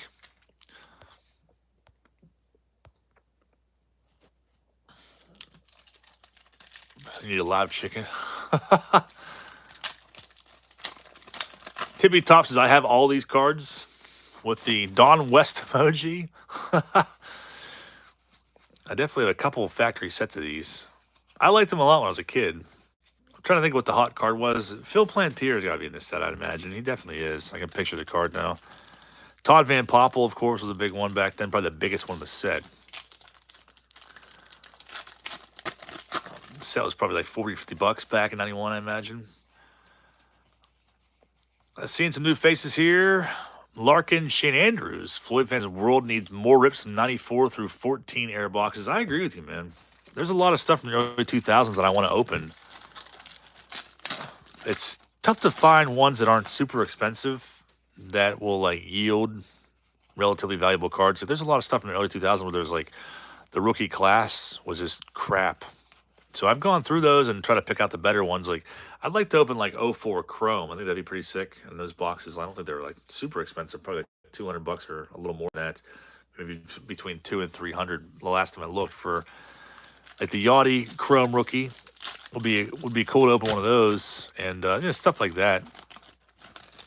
I try to find ones that are like around 100 bucks between 150. I think I've exhausted a lot of those ones over the last how many years of doing this series. Awesome Possum says, was that on a Mantle 2 packs ago? Somebody see a Mantle? I've been going through these so fast. I didn't notice. Anybody else back that up? Larkin, I don't know why this is with this box. Rest in peace, Expos. I miss the Expos too. Kevin Bass, first time seeing that one. Travis D said I try to find a 90 tops box, but apparently John bought them. I gobble those all up when I see them. And then I forget that I buy them. I just found 2 in a box in my basement. I'm like, ooh, I forgot I had those. Topless Puckett once again. And no Mantle in there. John H. is in the house. Says, sorry I'm late. I didn't realize you were doing a live opening of the latest jam packs or whatever this is. John H., it's always a pleasure to have you here. We've been talking about you nonstop since this rip started, as we've officially placed Melito Perez on the Omen list once and for all after seeing him over and over and over again. Whatever the hell card that was. I forget what it was. It wasn't K-Man. It was some other weird subset card, but I was hoping that you would be lurking at some point tonight.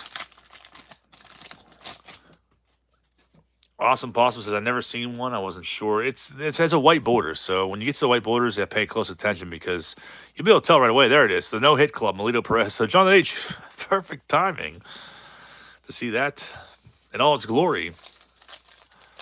There's a link for John H's channel. He hasn't put any videos out lately, but he's kind of active again on here.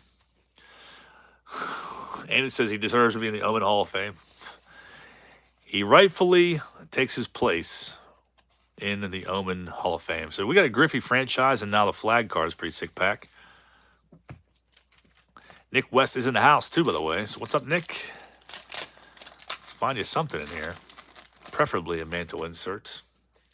The Mix says, will you and Eric do flea market videos? I'd love to, but I don't know if Eric goes out to flea markets too much anymore.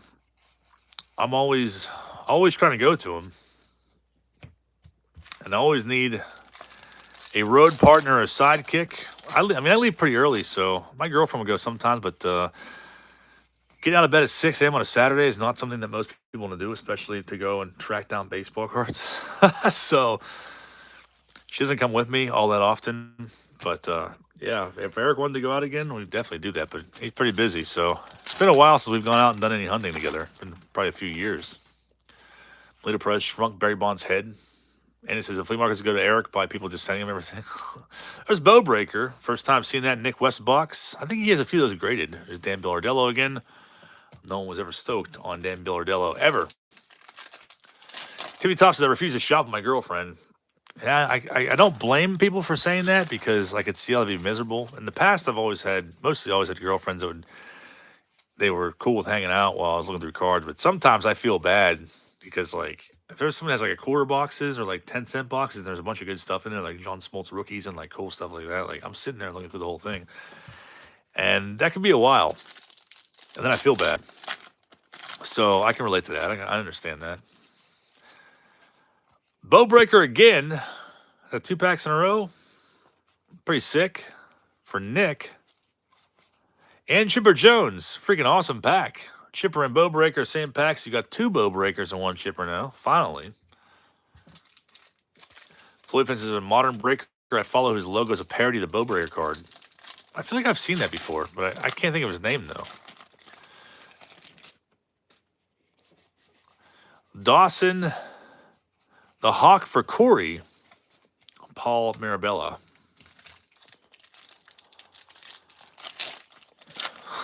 Your ex Brittany, I thought you loved me. Who is that? That is glorious. And we we have the 4 in the middle again. Your ex Brittany. Oh, that is great. I'm sure everyone here can appreciate that. You gotta appreciate the work put into that one. Mike Sharperson. Yeah, she used to be in the live streams all the time. Frank Thomas. She was always here for the long rips, for all the rips pretty much. It's kind of messed up. Probably Plow King Willie in all his glory. Cecil Fielder, Randy Myers, Kurt Miller rookie card. No one loves you more than Carbon. That's probably very true. I'm going to tell my girlfriend that she'll never love me as much as Carmen does. Joe Pieces, I miss Charlie. Charlie was awesome. I definitely miss Charlie. Frank Thomas. There's Melito Perez again for Jonathan H. Yeah, Charlie was definitely one of a kind. So I'm with you on that. The mix has been a while since I've been in here. I remember Brittany. Yeah, I feel like she was always in here. Sheffield, Ozzie Smith, Nolan Ryan.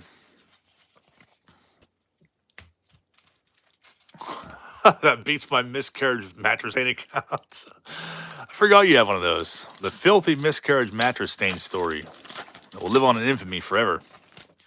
Jim Peace, I was stoked just finding an unsigned mantle. It was thoroughly examined. I was sure it faded over the years. Like I said before, I definitely pulled one of those before too, and it was awesome. And stupidly, I sold it. I think I pulled it out of a box open myself. And I mean, you can buy them for pretty cheap, but still, it's so hard to pull even when it's unsigned out of here. Paul says she popped in once or twice after you broke up. I do remember that now, actually. Yeah, it's been a couple of years. Daniel Stern, Dream Team rookie card. 2-hit club. 2-hit club. Terry Mulholland 2-hit club. I love it. I don't know where I got that from, but I'm obsessed with that now. Floyd fans, all the participants in the break should give Jonathan H. their Melito Press 2-hit cards. I love that idea. I love it. Appreciate that, Floyd fan. Nick West says 3 flag cards. Yeah, I'll go back through. I'll send those to you. I'll send out the flag cards as well. But the Terry Mulholland 2-hit club, I'm keeping those for myself. Bonds, Christofferson, Eric Hansen, his giraffe-like neck antics. PSA 10 flag is $40-50. I figured that they had to have been something like that, so I'll send those too. Keep thinking Herm Winningham is Eric Davis. Topless Puckett having the time of his life there. And I really should be going through the white cards, that's it, but nipple count 6. Dave Shaw says. So we got 2 packs left for Nick West. 3 flag cards, 1 chipper, 2 bow breakers. Griffey's, Eric Davis, which usually was a precursor for chipper in most of the packs that opened tonight. Push Butts is better pet, Charlie Stinkbug or Little Red. That's a tough decision, man. That's a really tough decision. I honestly don't know what I'd go with. I haven't seen any stink bugs. They kind of like left altogether, which is really sad. I feel like if I don't say Little Red, that I'll end up being hacked apart in my sleep. We all know how devious Little Red can be. Let me move the C of 91 score off to the side, and the next spot is going to be Joe P, who I know Joe P is in here, and then Mikey G after that. Put these up to the side and continue our debauchery.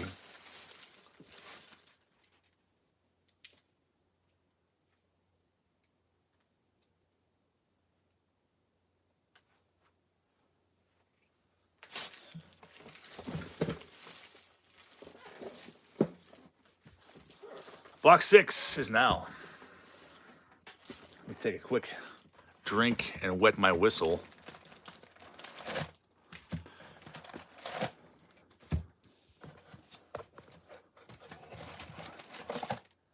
And the mental search continues. All right. Good luck to you, Joe P. Let's find you something nice in here. But you have all guys and stink bugs on the represent cards. They probably are. I don't doubt that for a second. Chaos is Pete Rose in the Hall of Fame in my heart. Hope Pete Rose gets in someday. I don't know if he will or not, though. Thomas, second year again. I'm going to try to stick to 15-minute intervals of opening 1 box every 15 minutes. And then I will probably celebrate by going to Taco Bell because I'm a disgusting slob. And I've not gone there yet today, so. Bow breaker in the first or second pack for Joe P. Very nice. And on to pack 3. If Bonds and Clemens didn't make the Hall of Fame, I don't see Pete Rose getting in. Yeah, I don't know. I don't know if they'll get in or not. I really don't know. Griffey's, once again, Jerry Kutzler. I feel like I haven't seen that card at all in this rip, so I'm declaring a Mandela effect.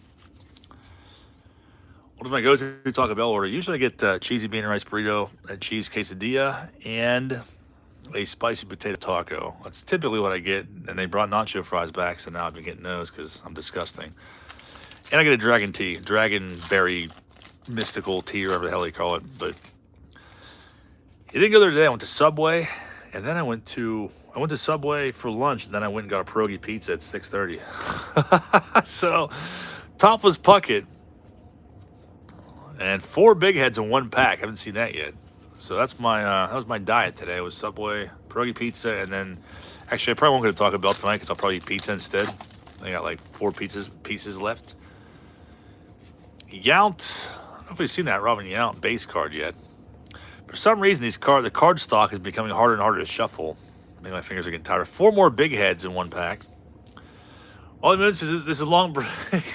Do you need a pierogi pizza? See, I was thinking about that earlier. Like, well, maybe I could just pull the pizza out and eat a slice here and there, but I could do that with Whatnot auction because I was counting down. But like, I don't know if people would sit here and wait for me to grease my fingers up and continue to go through their cards. There's the Terry Mulholland 2-hit club. You don't have any fingerprints left after this? Yeah, I know, honestly. I don't doubt it. Did I fail to properly stretch before the break? I think I did.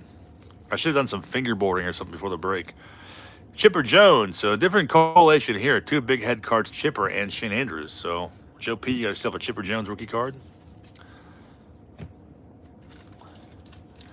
Mantle with a grease relic.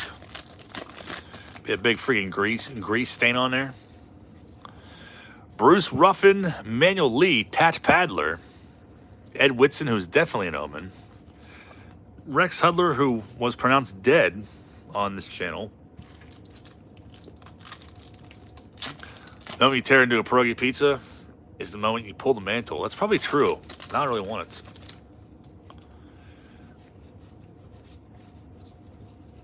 That's a good point, Floyd fan. That's definitely a good point. Definitely one of a kind. Paul says, I love Ed Woodson. I figured you did. Trevor Williams says you should rip cards while eating hot wings. That would be a real mess. Maybe we should, I appreciate that, Trevor. We should, well, a bunch of first-round draft picks. That would have been a hot pack back in 91. Eat some sort of messy food while opening 92 Topps Kids or something along those lines. I'd like to do some outdoor rips sometime soon because that's weird and I don't know if anyone really care. Probably the blurriness and resolution will probably be much better. I'd love to pull a Mantle Anthony. It'll be sick. I'd hate to give it away, but definitely a goal of mine to pull that card. Whether I have to give it away or keep it for myself. But I think if I pulled one for myself personally, I don't think I could sell it though, honestly. I think I'd have to keep that. Better question, how many of you are actually one of Motley Crue's kids? Outdoors in the rain, that'd be a good one too. You know, a WaxStack Rain Edition, just sitting under a willow tree while it all drips on the cards. That'd be sick. We should do that this week. Paul, I'll put that on the list. Retro Rip in the Rain. Sounds miserable, but I'm obsessed with it. Is the Mantle a score design? The Mantle it's not as a white border. It's a little different. If you look them up on eBay, you'll see them on there. I mean, I saw some sold listings that are like $1 to $5 for the non-auto. Melito Perez once again for Jonathan H. John Barfield. Rich Rodriguez ends that pack. So Joe P got a bow breaker, a chipper. Ever thought about opening other sports junk wax? I mean, I've opened some stuff here and there that people have sent me, like for repack boxes, but I could probably get away with that because I know the better players from the junk wax era that we're looking for, but I don't know how people would feel about that. If I was opening like football and stuff, I wouldn't get as excited about it, but I wouldn't mind doing that with like, I don't know, random box like 93, looking for Jerome Bettis rookie and stuff like that. I don't know if people would smite me if I did that, but I feel like I know enough about it, that era, to open those boxes comfortably.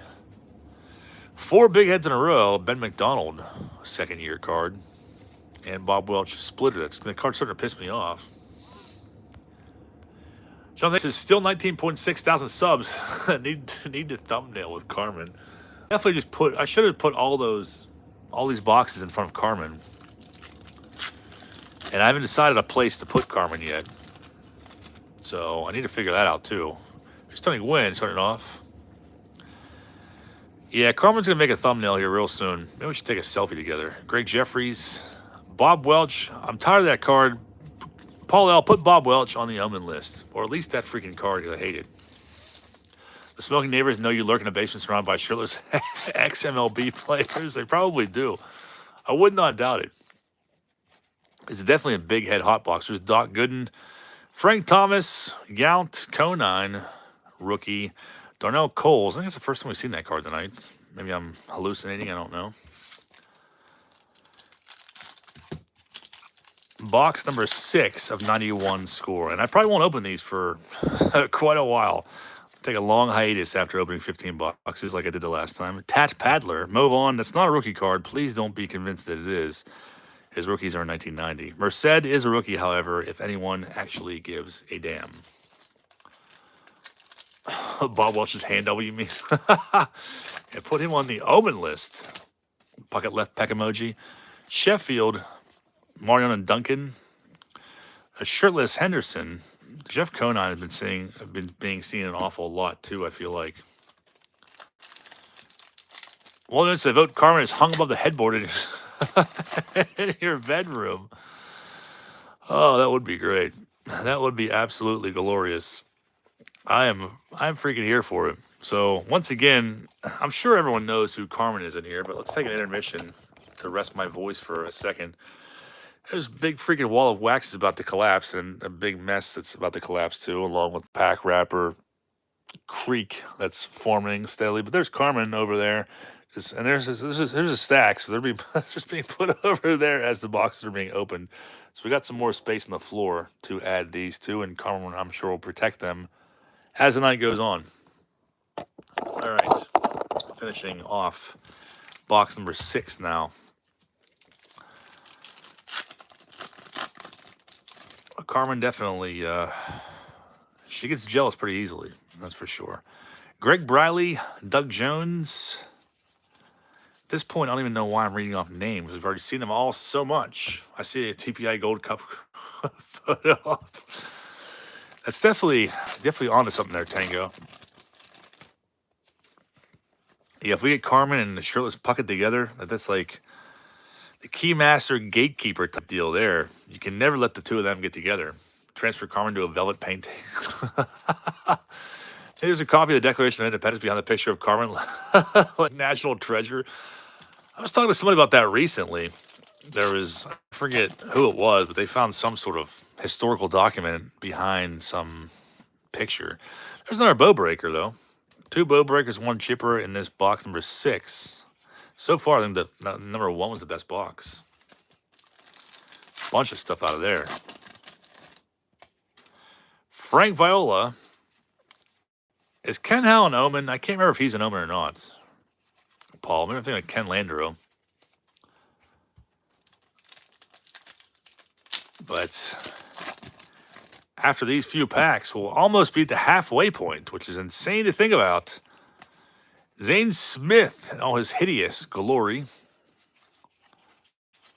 And Rex Hudler ends up back. Is Pee-wee wearing a cuffs yet? Pee-wee, where's he at? Pee-wee is, that's kind of creepy because I definitely put him like next to me and he's not here anymore. So I don't know if he's got up and walked away like Annabelle. But now I'm creeped out by that. Maybe Carmen is involved. So before I can continue this rip, I feel like I need to locate where Pee-wee's at because I think he might be buried under pack wrappers. Well, Wacky Cracker says Zane lives in Atlanta, has 2 daughters, loves classic rock. So where is Pee-wee at is what I'm wondering. I feel like he's probably buried in this pack wrapper. Yep. There's Pee-wee. That should be the thumbnail for this video. I'm gonna make that the thumbnail of this video. Somebody please screenshot that. I love it so much. And there is the handcuffers, so not too far off from Pee-wee in this wax wrapper graveyard that's formed. Pee-wee went to the movies. Jonathan H is losing it over the giant mess that's here. And that should be the sitcom, though. Jonathan H moves into my basement, and him and I are roommates. I think a lot of people would like that a lot because I feel like he's very meticulous and organized, and I'm the exact opposite. He's drowning in wax wrappers. That was terrifying. Well, at least I located him. I don't know if he just got up and walked over to that big pile of wrappers or what, but I had to make sure he was here and not creeping around with a freaking hatchet or something behind my back. So getting down to the end of this box, Mike Bilecki. Don't they just I'm having a panic attack just thinking about it. Gonna come stay for a weekend, Jonathan. At least come stay for a weekend. We'll talk about moving in a different time and being roommates, but just come spend a weekend up here, man. I'll just leave it the way it is until you can get here. And there's Chipper Jones again. So 2 chippers now, 2 bow breakers. Same collation as last time. Larry Boss, what's happening, man? We got, 5 packs left for box number 6. And the longer we go, the more lazy I get. And the slower I'm doing these boxes. So I'm trying to keep them to 15 minutes a box. I don't know if I'm still hitting that quota or not. But I was hoping for 10 to 30 to be done. What time we got now? I don't think it's going to happen. I think it'll be 11. No hit clubs. A lot of those in that pack. Dave Steve for Joe's Card Corral. Nolan Ryan is a nice one, though. 3 packs remain for Joe P.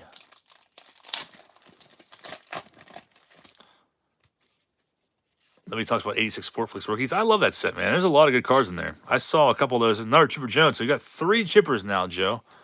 Pretty sick. Kind of like the first box. 2 bows, 3 chippers, 2 packs left. I saw some in Antique Malls that yesterday. I saw some 86 Sportflix, the rookies, because there's two sets, obviously. There's 86 Sportflix, which has the Robin Yount error card that lists that he played for the Yankees on the back of it. Very expensive card.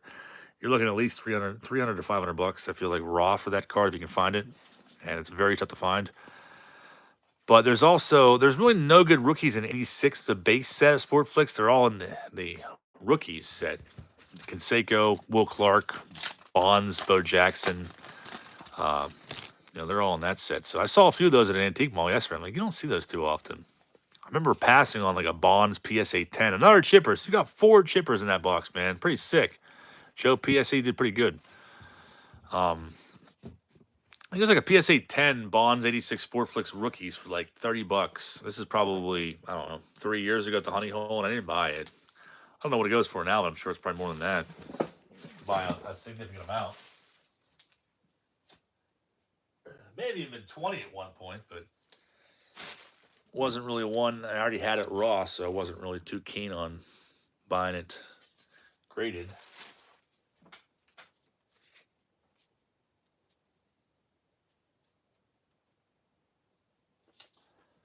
Put these giant towers off to the side and go into box number 7 from Mikey G, who I believe is still in here.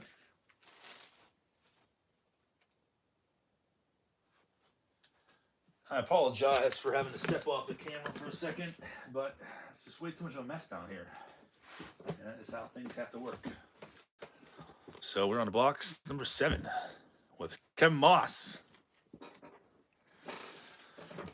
I'm going to have to do a little photo shoot down here later with Pee-wee. That sounded dirty. And all these rappers. Carmen needed his attention. I had to go over and give her a little smooch on the cheek for good measure. She's mean mugging me. Mikey G, let's find you a Mantle autograph. Box number 7, Mantle War number 7. Could it be it? That's why Mikey G chose it. Watch your feelings, Ninja Stars.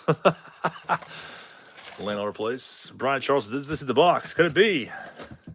Could it be? That would be something else.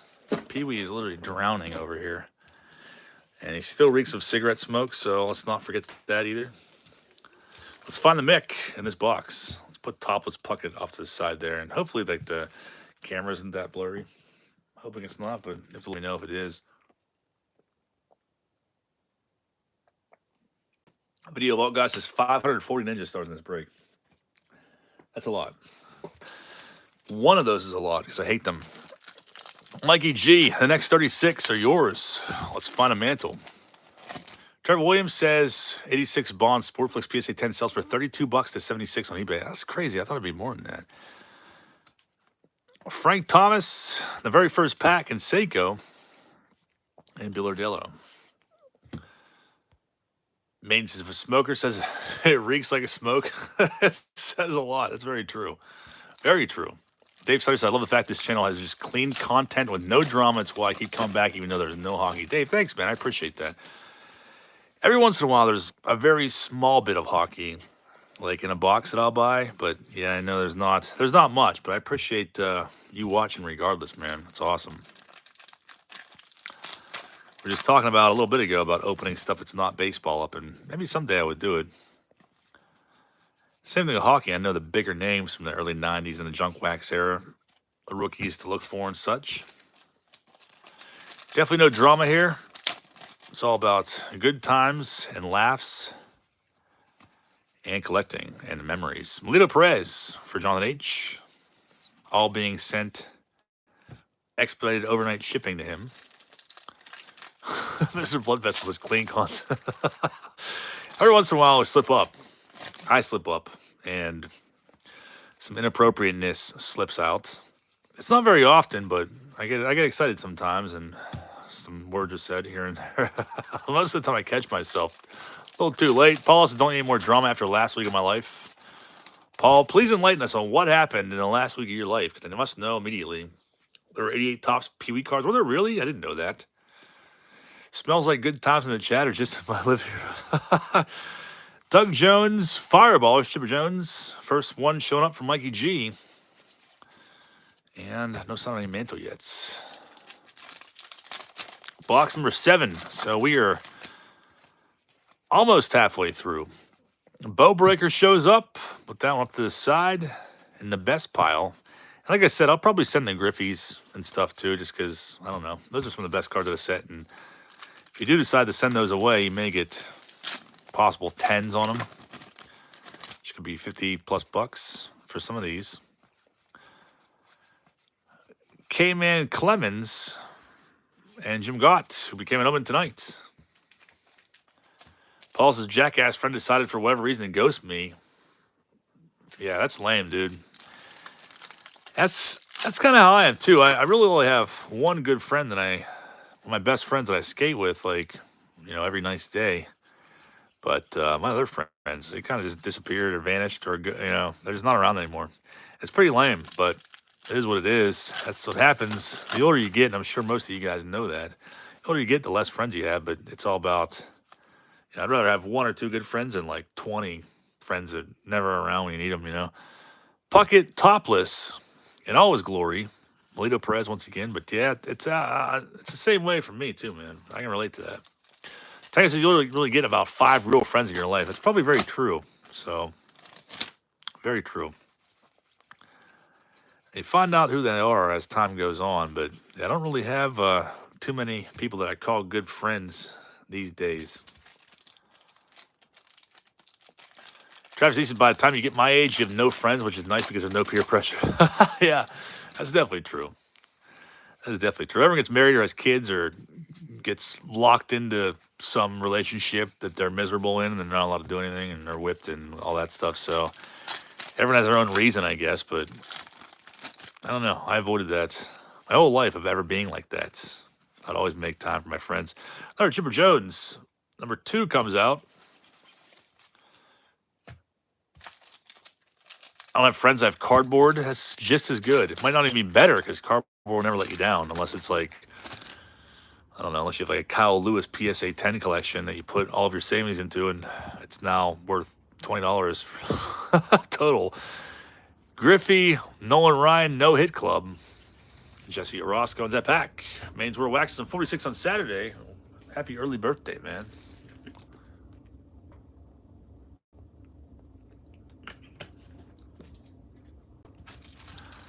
Two chippers, 1 bow breaker. I haven't seen the American flag card in a while.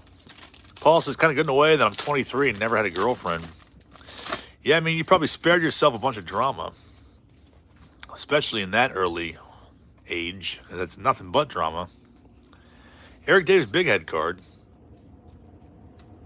Travis Easton, took me 3 months to realize how happy my divorce made me. I feel like a lot of people they're better off without somebody else. Told us I turned 44 on Saturday. Well, happy early birthday to you too, man. Dave says, dude, just buy 1 box of junk wax and use an old Beckett just once. You know what? I feel like I did that before in 1 or 2 videos where I would go back through old Beckett's. I would love to do that. I don't think people would really watch it, but there's another Chipper Jones. So we got 3 now, Mikey. I have a collection of old Beckett's. Like I got probably 100 of them, maybe more. I don't know. I'd love to just make that a video series even once a month where we go back through an old Beckett, look at the hot list, look at the cold list, look at prices. I would think that'd be freaking awesome. I love doing it now.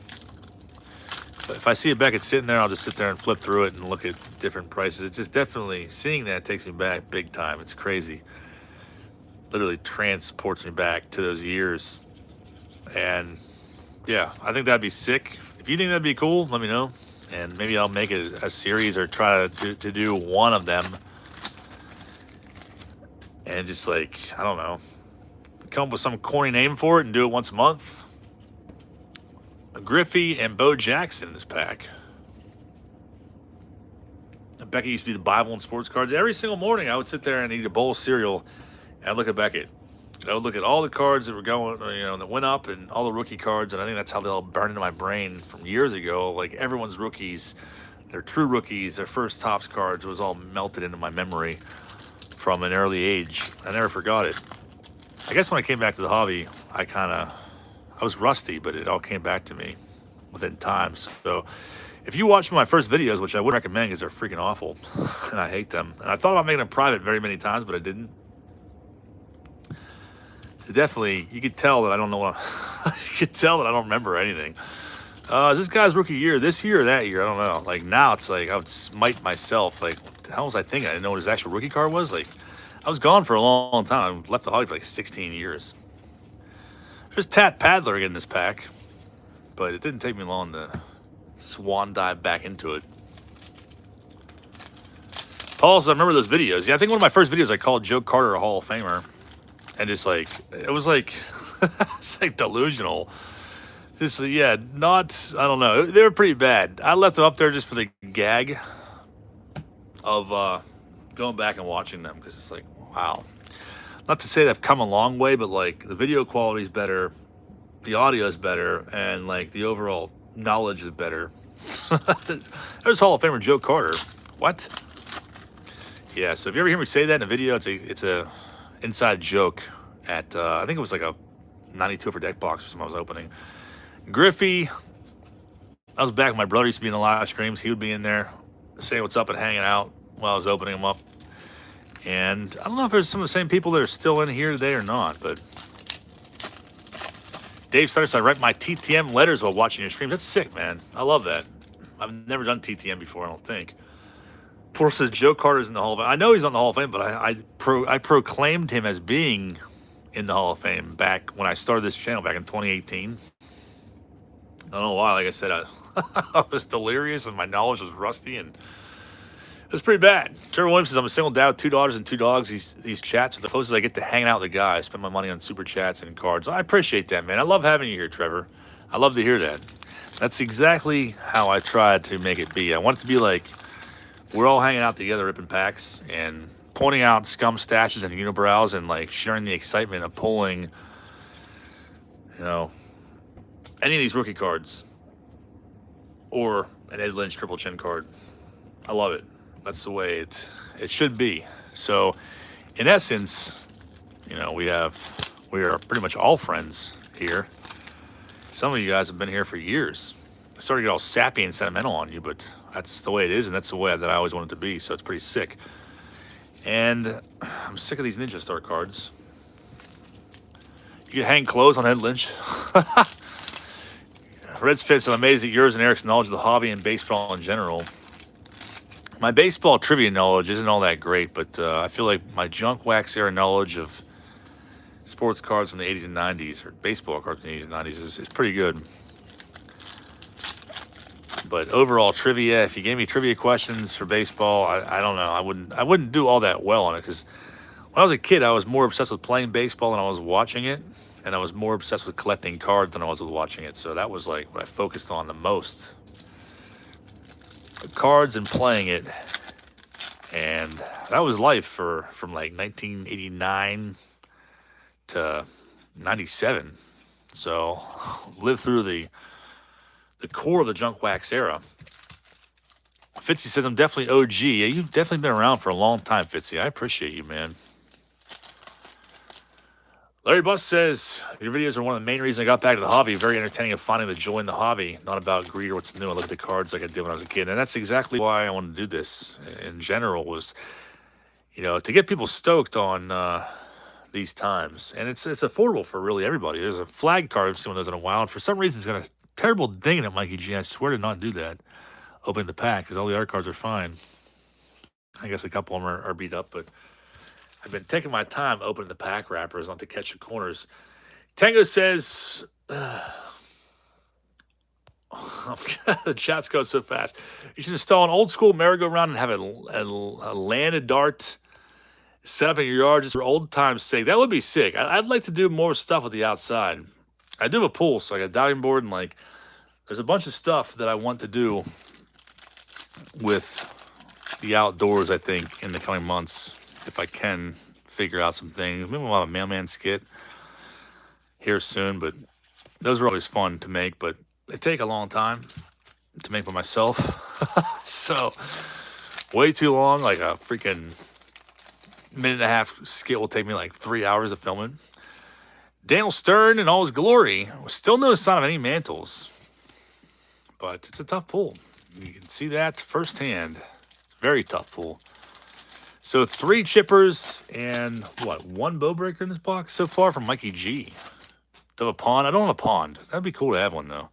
I always wanted one of those. And a no Chipper Jones in that pack. 4 packs remain for box number 7. Do I have a half pipe? You know what? I don't have a mini ramp or a half pipe, but I kind of want to like I have a deck that's built onto my house. It's a wooden deck that overlooks the pool, and like I really like thought about ripping the whole thing down and like putting cementing the whole yard in so I can have a skate park. So that was one thing I always wanted. Like it took me so long to buy a house because I was like, I'm not buying a house until I have like a skate park and a pool. So, and you're not gonna find a house that has a skate park in the backyard unless you're like in California and you have a ton of money. So I was like, maybe I'll just do it myself. Topless bucket, maybe I'll just freaking put concrete down and put it in there myself. But you're looking into a lot of money there. So, Captain Cocktail, I appreciate that, man. Video Vault guy says you should make a pull boat out of 90 Tops Commons. That definitely would be sick. That would be really sick. We gotta come up with some ideas of some fun stuff for that.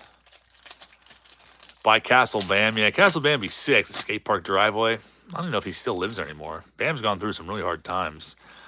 I feel like he's not going to be around for all that much longer. He doesn't seem like it, at least. Very, very reckless lifestyle.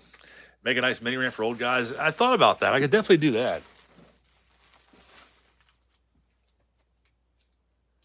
I really want to just put like a decent sized cement slab in it and then put. I mean, I have like some ledges or boxes in my garage and some flat rails, and want to just put a cement slab down and have those. Mikey G, your box is in the books. You got 3 chippers, 1 bow breaker, and we move on to Greg, number 8. Box number 8. Let's go to Greg. I don't have a last name on this, but he just went by Greg when he signed up. But we're moving right along. 9:30. And we got 7 boxes left. So we are officially past the halfway point here now, fortunately. Maiden says, I'm 46 and skate still. That's sick, man.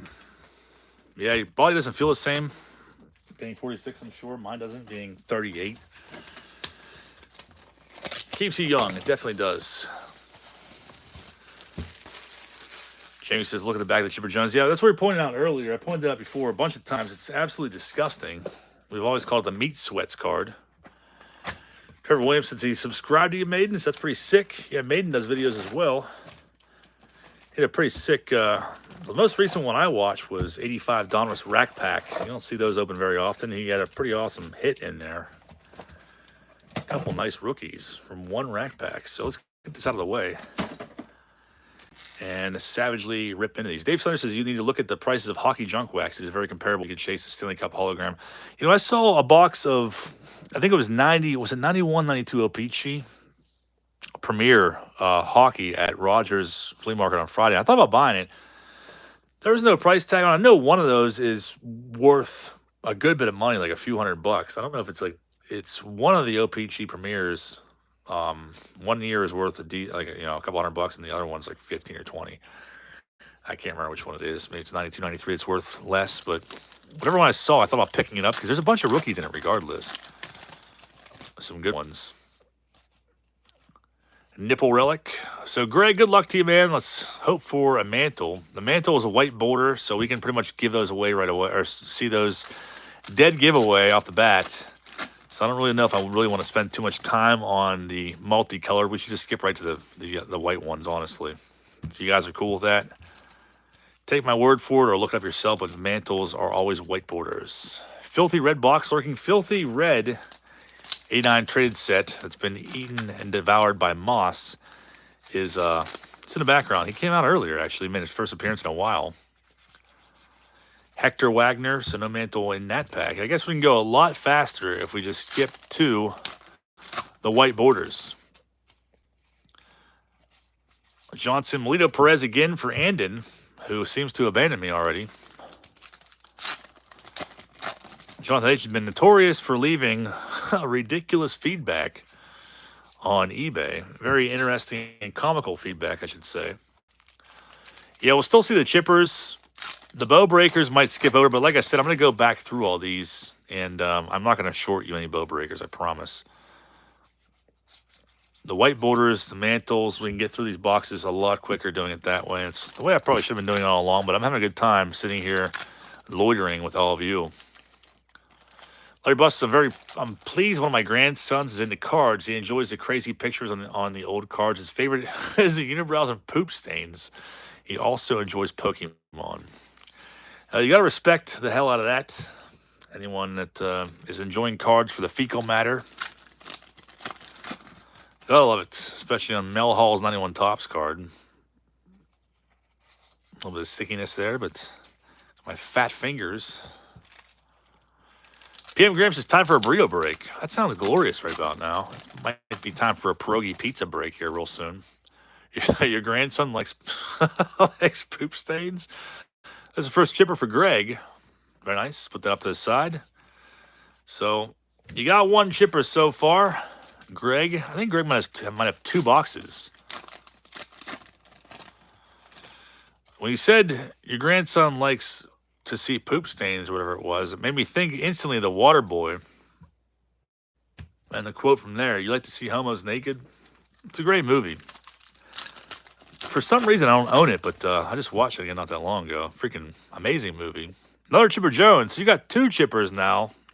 Very close to each other in this box. That's pretty sick. My one friend a few weeks ago, I never heard of pierogi. How do you never hear of pierogies? That's crazy. There's definitely things I haven't tried, being 38 years old, and heard of, I guess. But, like, pierogies? That's crazy. Oh, yeah, that is Joe Dirt. Did I say Waterboy? I guess the same guy's in Waterboy, isn't he? Yeah, he's in Waterboy too, right? I'm pretty sure. The dude that played Sean Hunter's dad in Boy Meets World. That's what I'm thinking of. He's in both movies. You like to see homos naked? That is Joe Dirt. Oh, that's great. I don't know why I thought it was Waterboy. Same actor. Nick West, we don't have pierogies down here? That's crazy. There's no pierogies. To like send you a bag of those, Nick. But I don't sit around and eat pierogies like cooked all the time. I'd rather eat them on pizza. I don't sit there and eat them boiled all the time, I should say. Obviously, they're cooked if they're on pizza. The chickens have come home to roost, Bobby Boucher. Paul L. now singing Boy Meets World. Yeah, I got to go back and watch the whole series. I've been slacking. of my favorite shows ever, and I haven't watched it in a long time. I don't know what's gotten into me. Made his no pierogi pizza in Atlantic City or Atlantic, Canada, but I make my own. That's pretty sick, though. Are you done with that apple core? So box number 8, 2 Chipper Jones in here. My wife is Polish and has had them before elsewhere, but not me. You never had pierogies, Nick. Wow, they're so good. Maybe it's because I like anything potatoes. I don't know. Love it.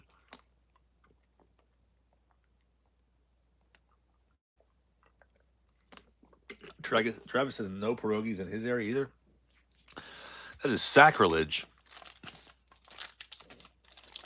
Wasn't there a Boy Meets World episode where Corey had baseball cards? There definitely was in, I think it was season 1. I don't really like the earlier seasons that much. They kind of get on my nerves now. I like the high school years and college years the best. But there was definitely one where there's a player called I forget what his name is, but he used to get he would literally get beaned every single bat basically. And I think it was Eric or somebody that invested in his rookie card or one of his cards or something like that. And then if he gets beaned one more time, he breaks a record or some crazy thing like that. And then the dude decides he is retiring from baseball, so his card's worth nothing. There might have been one where Corey had who was it? He might have had somebody's rookie. So there's a thing I talked about a long time ago with Corey. I told him I was going to make this video. And I might have said it on here too, but I'm going to do a video here soon. It's going to be baseball cards in pop culture, which is going to be cards if you watch Seinfeld, there's a 90 Donruss box on top of the fridge in the first season. Several times it's seen in there, and just cards in TV shows in general, because they're in there a lot more than we realize. And I think you're right. I think Corey did have someone's rookie. I want to say Ryan Sandberg, but they were Phillies fans, so I don't think it was Sandberg.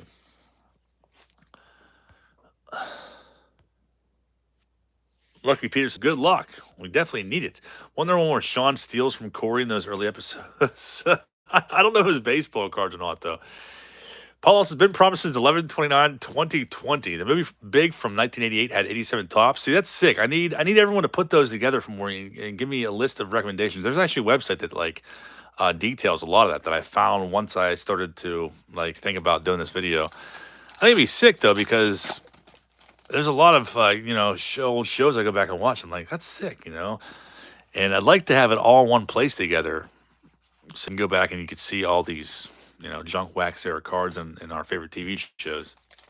Any Carmen Electric cameos and Dude, Where's My Card? That'd be pretty sick.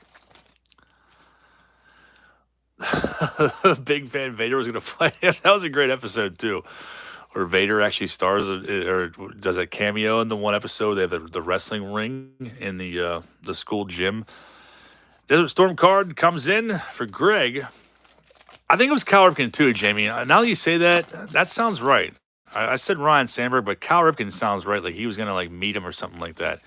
It's his grandma's involved, and his grandma's real flaky and doesn't show up. Berenstein Bears messy room. Mom throws away brothers baseball cards. I remember that one too. I have that, and I love how he wrote Berenstein Bears, because that's what it always was. This modern day Berenstein Bears crap has got to go. Whatever dimension it came from, take back. We don't want it. It was Berenstein Bears, and it always will be. Chester Copperpot and the Goonies had a Ty Cobb 73 Tops card. That's sick too. So I got to make a list of all those and make a video about it eventually. Bowbreaker shows up. First one for Greg. I mean, that might have been the second one. Actually, been skipping all the black bordered cards. The Goonies had a Lou Gehrig. Yeah, I still haven't seen the Goonies yet, which everyone was probably pissed at me for, I'm sure. Big Head Sandberg, Tim Costo. Poop Stain Bears. I know I need to watch the Goonies. I know. If it was on Netflix right now, I would go on there and watch it. I know Wally Moon keeps saying it's on Tubi. Which I guess, is it Tubi or Tubby? I don't even know, but I have it. I'm pretty sure. It's a free app I downloaded on my TV. If it's on Netflix, I'll watch it after this is over, probably. Rob's Cards is Pirates having a decent season. Pirates are doing freaking awesome. I'm very impressed by them. It sucks about O'Neal Cruz. That was like a horrible decision not to slide home plate, and he's out for what, at least 4 months. So, but I'm stoked on the Pirates this year. I'm gonna go to a game here real soon. Better Call Solid Baseball Cards. I haven't seen that show. People talk it up though. Robbie Beckett's, who I once referred to what seemed like an eternity ago when this rip started as Robbie Williams. Robin Williams' long-lost brother. Todd Ritchie, Kurt Miller, give us a freaking Mantle already. Dustin Hoffman and Rayman mentioned a bunch of vintage cards, including Kluszewski and, yeah, the big Clue. I have not seen Rain Man in quite a while, so yeah, anything like that. If I don't know if I want to keep it to like mentioning baseball cards or like actually showing cards or like memorabilia, because I know in later episodes and seasons of Seinfeld, George in his apartment has a '95 score poster. It's just pretty sick. There's a baseball card episode of MacGyver, which I am obsessed with. It's about counterfeit cards, so there's some sort of criminal kingpin that's counterfeiting a bunch of cards, and MacGyver goes into a card shop, and there's a whole bunch of Naughty Donruss that aren't in top loaders or anything, like commons along the back of the store wall. So behind the showcases, just on shelves, there's a bunch of Naughty Donruss commons, and like the store owner's like, it's like a total asshole too.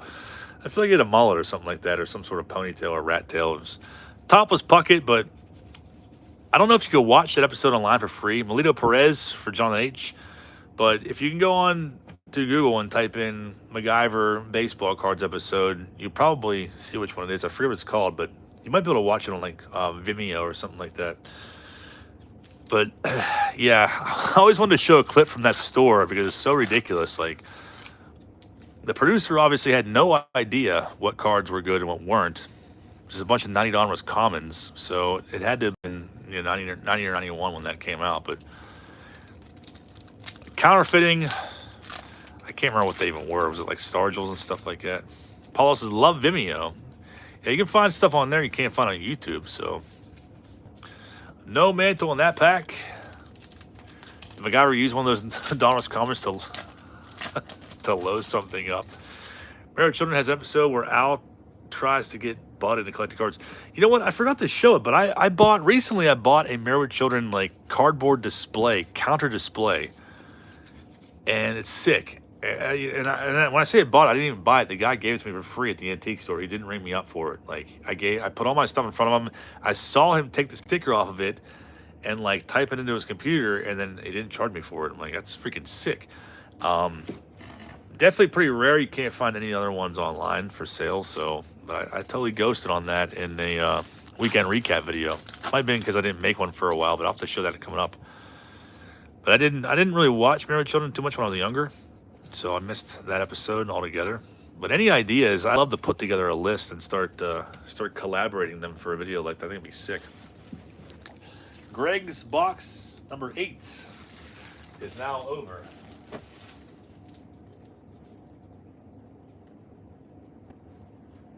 Yeah, move on to number 9.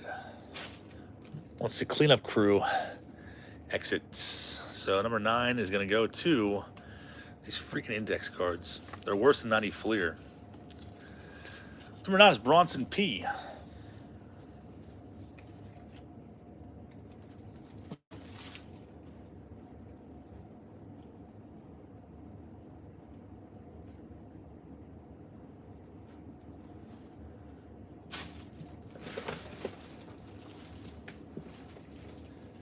And we have 6 boxes remaining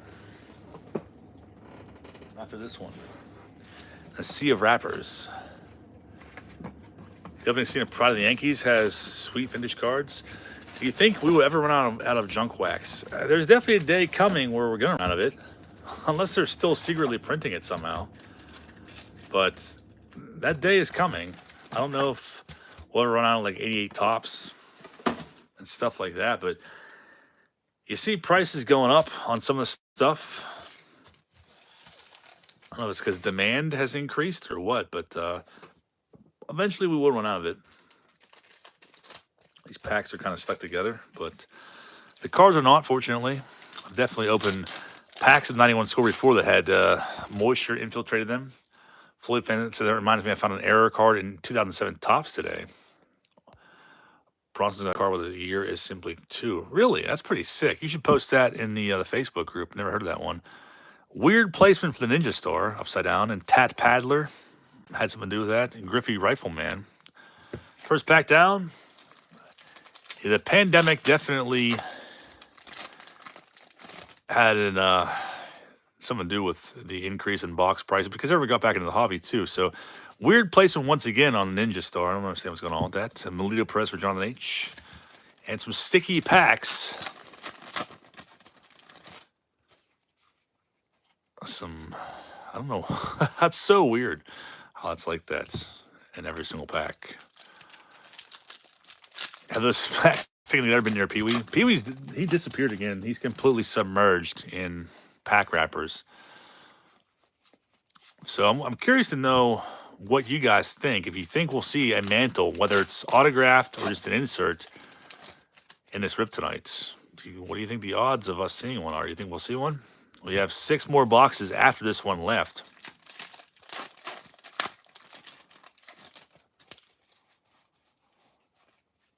No hit clubs.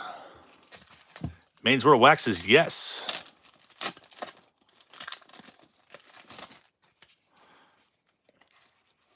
George Brett highlights in that pack.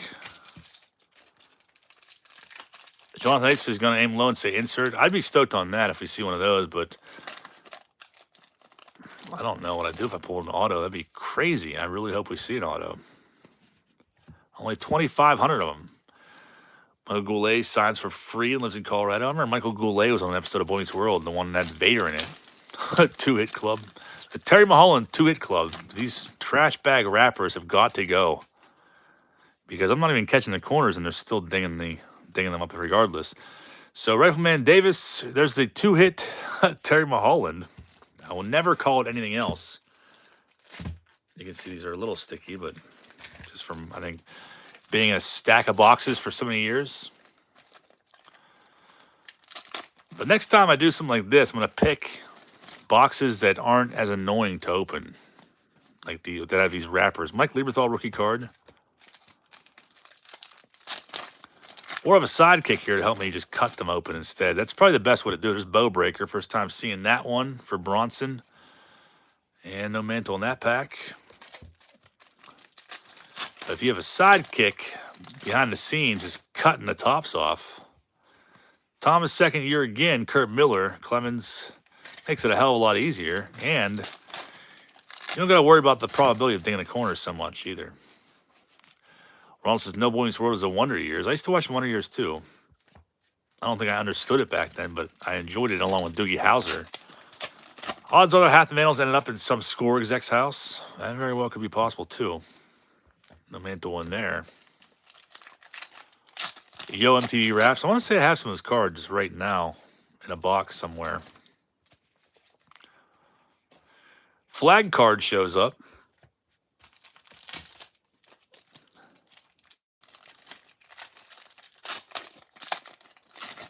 And we got 9:45, so I don't know how we're doing on time, but if we're sticking to 15 minutes intervals or what. Would your girlfriend do a rip video with me? You know what? She was gonna help me do 90 tops the one night, and we ended up not doing it because the freaking weather got pretty bad. But she said she's down to do it. I actually told her to come in here tonight, but I don't know if she popped in here or not. I don't even know if she has like a YouTube channel name, but I was like, yeah, come in and say what's up to everybody. She's like, maybe I will, and then I didn't see her, so she is going to go on the abandonment list here real soon if that doesn't change. Let's see here. Matt Williams. Lieberthal rookie again. Giraffe neck Eric Hansen. Michael A says, get the robot to cut them open. No name on front tonight. Toss put them in score packs. I wouldn't doubt it, man. Especially after, what was it? One box I was open 90 tops and finding 87 tops in there. Bow Breaker again. So 2 bow breakers in this box. that I've seen so far. No sign of Chipper Jones. Can you be on the abandoned list if you've never popped in, though? That's true. I guess I was just being spiteful. That's something we have not discussed yet. Orlando Merced rookie, and no Ted Williams in there. Some of these packs are opening nice and crisp. I love it. Maybe like 2% of them.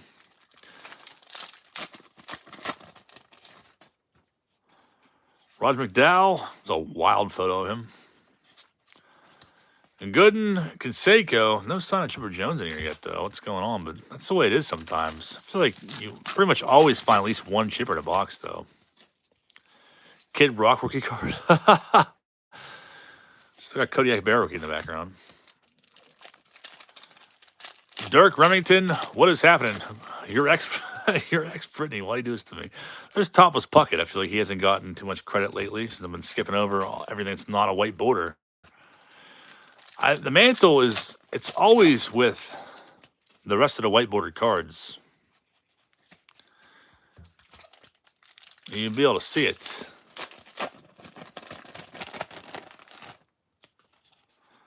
Griffey Dream Team, Clemens, Wilson, Strawberry, and Alomar Jr. Down on the last stack of box number 9. We are savagely ripping through these. I love it. I see a Kid Rock rookie card with a Bud Light sign in the background. That would be sick. Some offensive signage. Bernard Gilkey and some no-hit clubs. Whoa, excuse me. The final 8 packs are now. The topless PSA 10 Puckett is not providing me with anything as far as a mantle goes. We're strongly relying on that.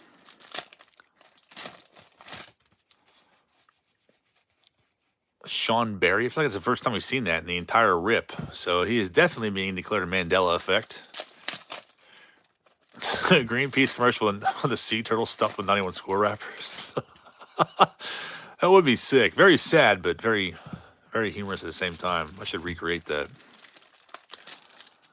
Revix, I appreciate it, man. I'm glad you can be here for this exhausting rip that hopefully will yield some sort of reward. The final 4 packs for Bronson.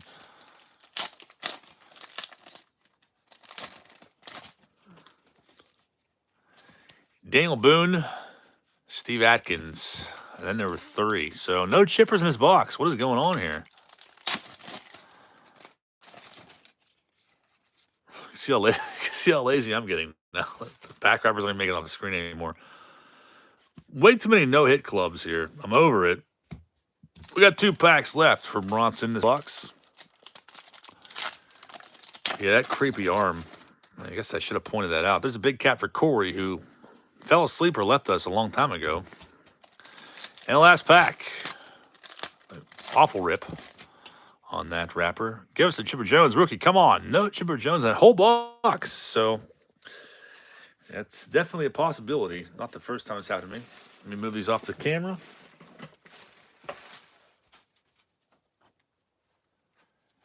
Bronson, thank you for participating. You got 2 bow breakers out of there, and I'll have to go back and look at the Griffies and such.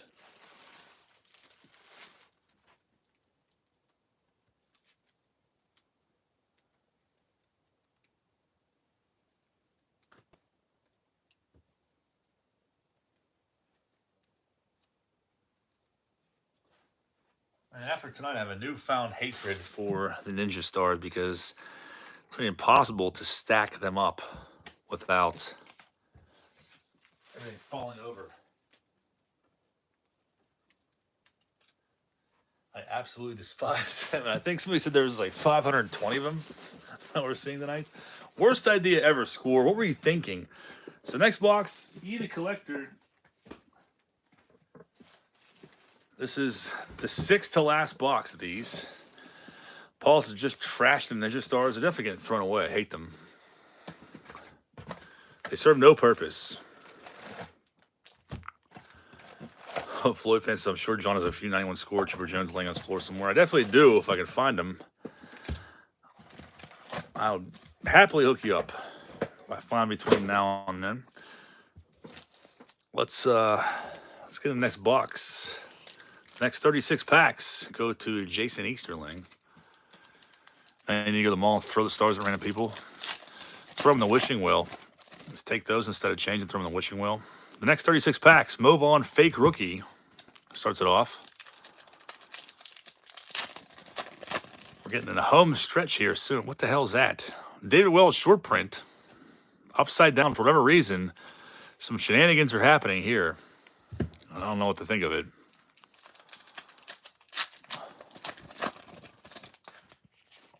Bow Breaker shows up, third pack in. And Chipper Jones Meat Sweats rookie is becoming a short print now. We haven't seen it in so long. Floyd Fence's Hook Bronson up, not me. I have one. Yeah, I'll definitely send him one if I can find it.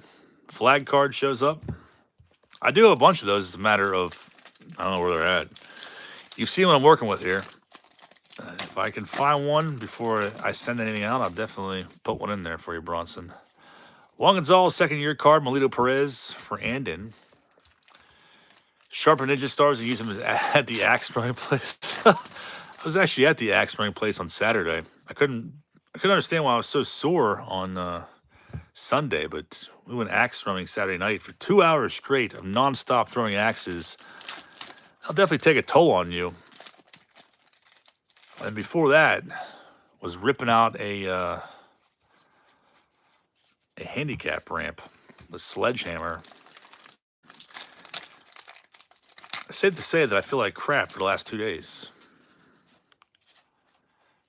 Tony Parashika, I don't remember him at all, and I've never seen that card in my entire life. Mandela Effect, indeed. We're going to see an 88 Fleer search for the white Jerry Brown. You know what? Mikey G sent me that recently. I never knew that air existed. He sent me both of them. Do you get with the Ninja Stars of third graders? Definitely should. We need to rid the earth of those Ninja Stars. It's a new goal of mine. I hate them. So 2 bow breakers for Jason Easterling. Mike Blowers, who's definitely deemed an omen long ago. American flag card. Wally Moon says Wonder Years is a million times better than Wonder Years World. I refuse to ever believe that. Wally Moon, you know I refuse to believe that. I guess we grew up in different eras, though. So if I grew up the same time the Wally Moon was a kid, I probably would not really care for Boy Meets World. Kind of the same deal with Girl Meets World. The most awful freaking show I've ever seen in my life. I don't think really anyone cared for it because most people said it was terrible, except for like maybe teenage girls. But I watched one episode and I wish I was dead after it. I literally didn't want to be alive anymore after seeing one episode because they ruined the entire legacy of Boy Meets World. And for that, somebody needs to be tarred and feathered. Michael Jacobs, I'm coming for you. Well, Jimmy Kramer's fake name and Mandela Effect. Wonder Years is more sentimental. Yeah, I gotta go back and watch Wonder Years. Like I said, I was a little kid and didn't understand it. Probably same with Doogie Howser. That show was sick.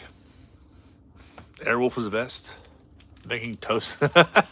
Portal says Jimmy Kramer. Jimmy Kramer's. Now I have a season 1 theme from Boys World stuck in my head. I don't really care for season 1. I don't know. Chipper Jones finally shows up for Jason Easterling. So you got 2 bows and 1 chipper. And probably see 2 more after that. Winnie Cooper is way hotter than Topanga. You know what? Like, I vaguely remember Winnie. But now I need to go watch Wonder Years. I need to watch all those shows like Growing Pains and... What was the other one? Growing Pains and there was... what was the one with Michael J. Fox? It's on the tip of my tongue, but I can't think of it. I used to watch it all the time. Real sick show. Dad had a beard. That helps out. I just got done watching Ernest go to the camp. That's sick. Family Ties, that's it. Yeah, Family Ties is freaking awesome. Spin City, Paul L says. Yeah, Family Ties was sick. I used to watch that all the time growing up. Now I want to watch the intro to that. Flag card shows up. Yeah, Growing Pains had the best song. Like, there's like YouTube videos that have like the intro for Growing Pains from each season. Definitely like hard to not get emotional watching that. That's for sure. That Boy Meets World girl does dirty movies now. I heard about that, man. So ridiculous. Coach, the best show of all time. You know what? I used to hate that show so bad. I don't know why, but I hated it. Kind of like MASH. Whenever MASH came on, it was time to go to bed. Like as a kid, I would literally get angry about that. I forget what show was always the precursor for MASH, but yeah, every time it came on, I was like, oh, this freaking show again. Like, turn this off. Yeah, fine. I'll go to bed now, Mom. I will gladly go to bed. You don't got to tell me. Yeah, I just absolutely hated it. And then years later, I found out they made MASH action figures and cards and stuff, but it was awful. It was just a couple guys sitting around in a tent, like sweating. That's all I ever saw whenever I made it past the intro. Yeah, I wasn't a fan of Coach when it was on. I hated Frasier. I didn't like Friends. Never into Friends. Just was not into that. Matlock was boring. I never watched Matlock or... I don't think I ever saw an episode of Hogan's Heroes. Ever. King Griffey Sr., Matt Williams. There's Nolan Ryan, K-Man, Lieberthal. Spectre Gadget was sick. That theme song's awesome. The intro to that was freaking ruled.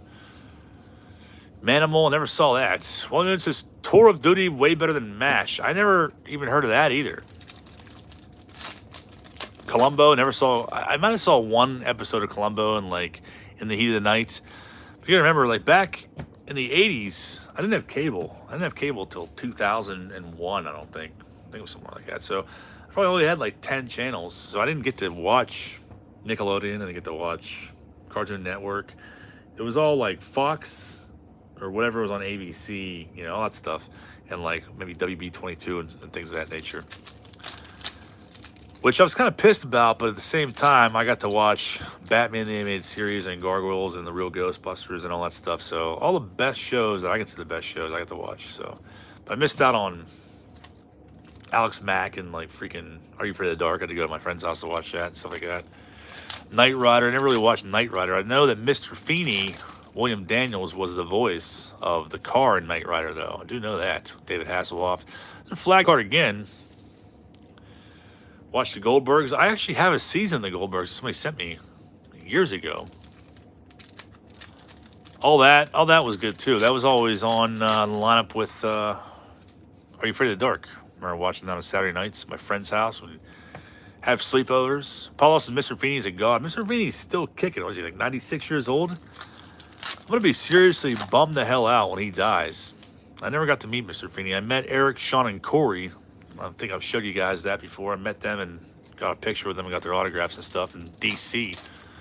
Never got to meet Mr. Feeney. And then I saw that they were doing like group meets with Topanga and Mr. Feeney. I'm like, that sucks. I want to meet all of them. Who wasn't in love with Topanga in the 90s? I mean, anybody was.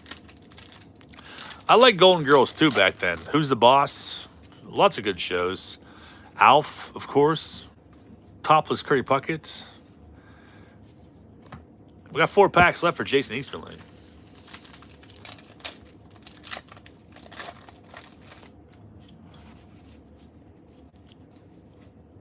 Second year Thomas. No chipper in that pack. 3 left. We go to the final 5 boxes. Flag card again. So we're seeing a lot more of those. No sign of Mantle yet, though. Jerry Brown, 4 big heads in that pack and no Mantle. Topanga's too feminine for you. You think Christina Applegate and Christina Aguilera are the same person? I can see that.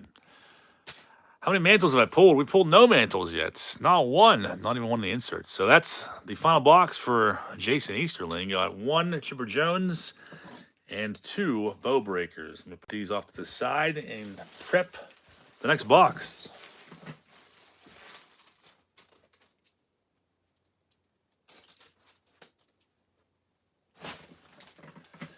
The sea of wrappers.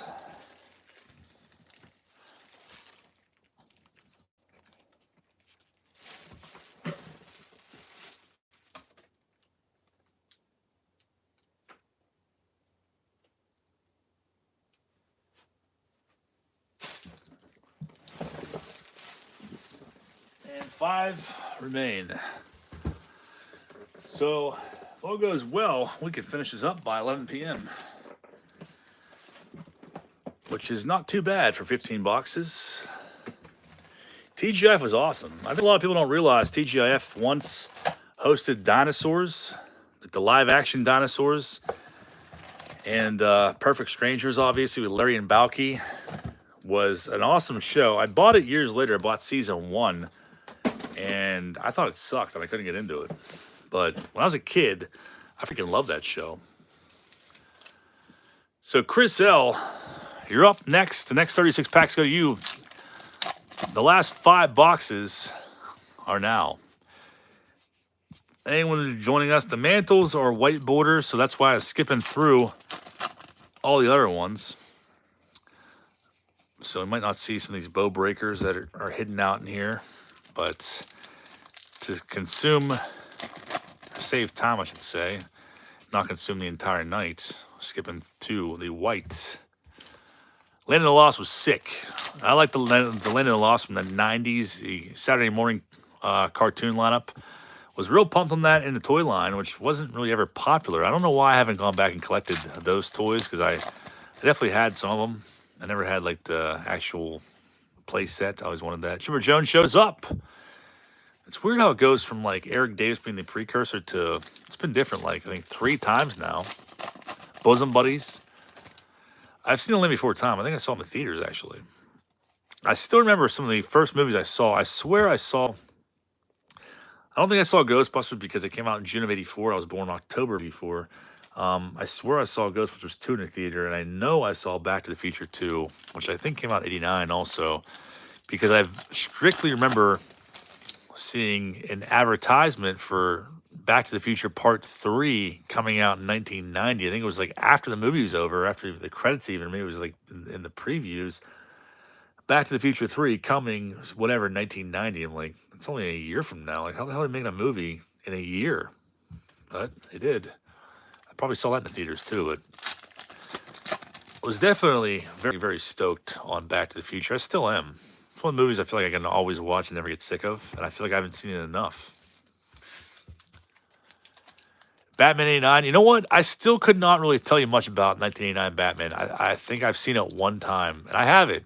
I need to go back and watch it, because everyone swears that's the best Batman, and I always hated Michael Keaton as Batman, but the older I get, the more I can appreciate Michael Keaton as Batman and think of how good he is. So I haven't seen the Batman yet, but I just always thought Michael Keaton was like way too scrawny to play Batman, or maybe the suit was not bulked up enough. Like Terminator 2, and I didn't see that. I wish I would have been allowed to see that. I was probably, I forget what year that came out. Was that 92? But I was not allowed to watch that back then. I'm sure I begged my parents to let me see it. One of my favorites is Terminator 2. Wally Moon says, show me that smile again. Show me that smile. Don't waste another minute. You're crying. We're nowhere near the end and nowhere near. The best is ready to begin. I feel like Paul typing the song lyrics. Is that Wonder Years? Is that the Wonder Years theme song? Is that what that is? Because I honestly forget what the lyrics are. Perfect Strangers? Yeah, it's definitely, that's Growing Pains. That's what it is. I was always too, focused in on how sentimental and emotional that intro is, and I never really listened to the lyrics, but now, Show Me That Smile, that pops in my head immediately. It's a guy and a girl singing the song together in unison. Now I need to watch Growing Pains. I started watching it, they had it on Amazon Prime like a couple of years ago, and I started to watch it again. And then didn't finish it. Step by Step, I was actually binging Step by Step about a month ago. I downloaded the entire series to my external hard drive because I don't even know if they make seasons of Step by Step, but I still love that show.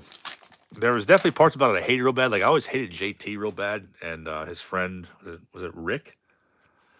Who was on a lot of different stuff around that time. But I hated JT. Cody always pissed me off because he was super annoying. But Like, Frank Lambert was always, like, so corny, like, typical TV dad. But I don't know, the show in general is pretty, I don't know, I like it.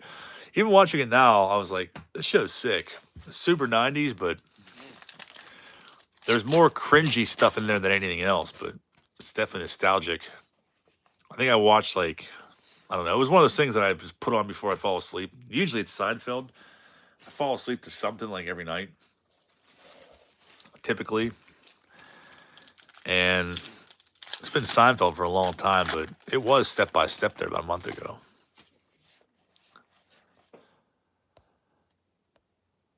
Reds fan says, looking at my August 2000 Beckett, the name on front is listed for $1,000. That's crazy, man. Yeah, back in 91, when they first, like, I don't know, recognized that card being an error, it was like $15.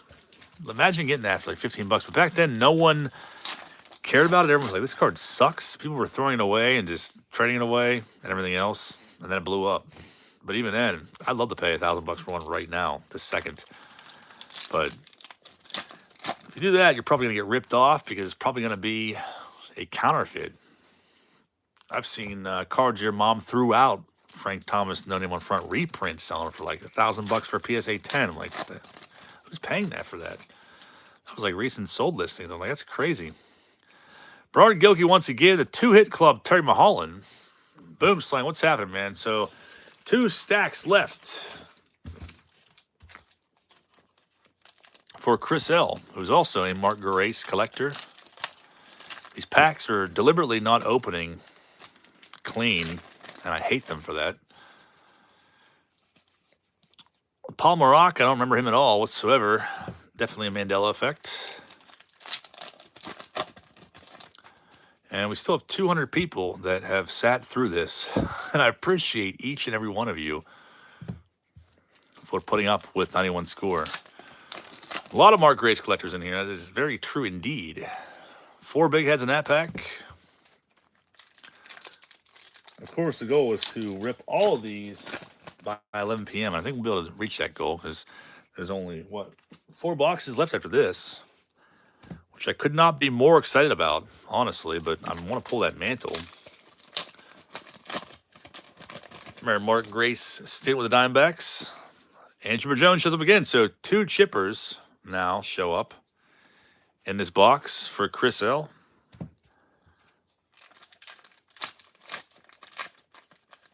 Might as well hit the like button if you're here, Tango says. It will always be in the middle. It's a white border, so you'll be able to tell immediately. We can see all the borders, and it's always going to be a white one. Video Vault says, how are your fingers feeling, John? My hands are sore. They definitely sore. Yeah, you'll be able to tell, like, immediately if you have a Mantle or not in there. You'll be able to see the white border. It's a dead giveaway. But I'm going to go back through all these regardless, so if for some reason I find one, I will be sure and post an update. I don't think it's going to be the case, though. You can see. I can't remember where I pulled them before. Like, when I pulled the Mantle inserts before, I think they were always in the white.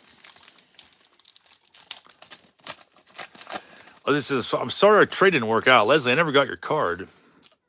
I was at the post office again today, and it wasn't there, so I don't know if it got lost in the mail or what, but it happens sometimes. You send in a plain white envelope.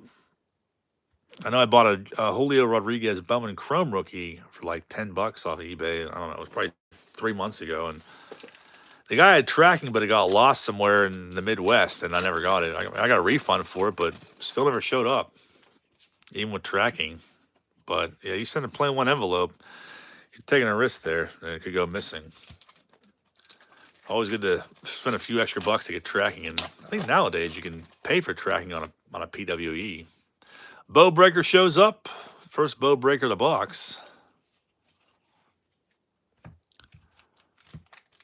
I'm gonna take a look around. Yeah, Ball Miller is the best thing to send, I think. But Jason Easterling, speaking of him, I sent him a Mark Grace 88 Fleer Glossy, and it got lost in the mail. And I don't think it ever showed up. He never got it, so I felt bad because I told him I was sending it to him, so I bought another one on eBay. And I sent it to Corey to give to him because I guess they meet up sometimes because they live close by. So, Jason, if you watch the replay of this, I did send Corey another Glossy to give to you next time you guys meet up. It definitely happens when you send PWEs sometimes. 3 packs left. So much mail fraud. There definitely is, man. It's crazy. Jose Lean would have been pumped on that one as a kid. Cecil Fielder. Bernard Gilkey. 2 packs left for box number 11. 1 bow breaker. 2 chippers. Brent Maine. Embarrassed to say, I was definitely pumped on him at one point around this time. Final pack for box 11. These awful trash bag-like wrappers. 3 big head cards and no mantle. So Chris L in the books. Greg is box number 12. Let me shift this off to the side.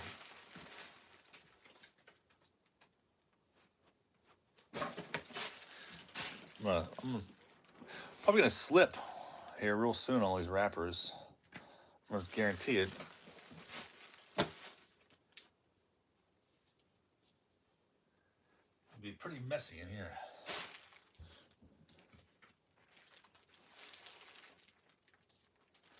All right, so box 12 for Greg, his last spot in this rip.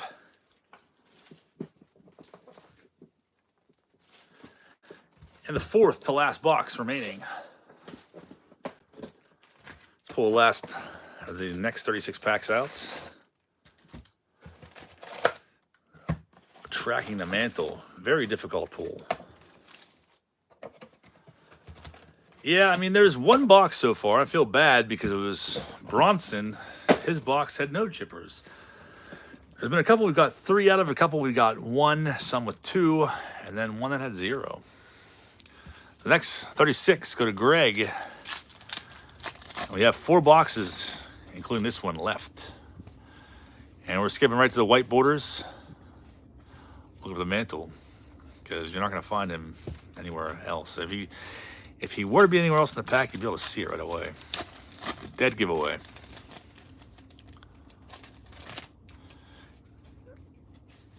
No hit clubs. Tired of seeing those.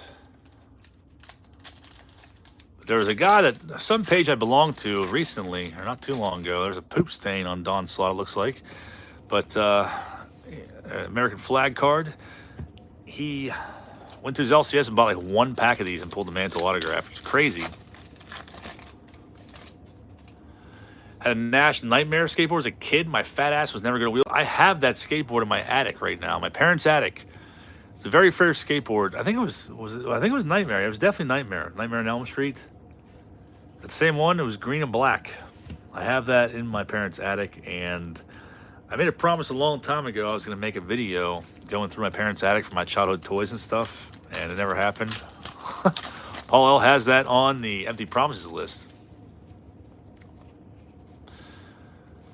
Puckett with his top off. There is Jimmy Creamers. Paul, since the parents' attic videos have been hyped up for years now, it definitely has been. That Nash Nightmare board is in there. I learned how to ollie on that back in 1992. And then I quit skating until, I don't know, I guess quit for like 7 years after that. Shirtless Carmen. The G.I. Joe video has been on there for, I don't know, I think the parents' attic video was promised second out of all of them. Maybe G.I. Joe video was first. I can't remember.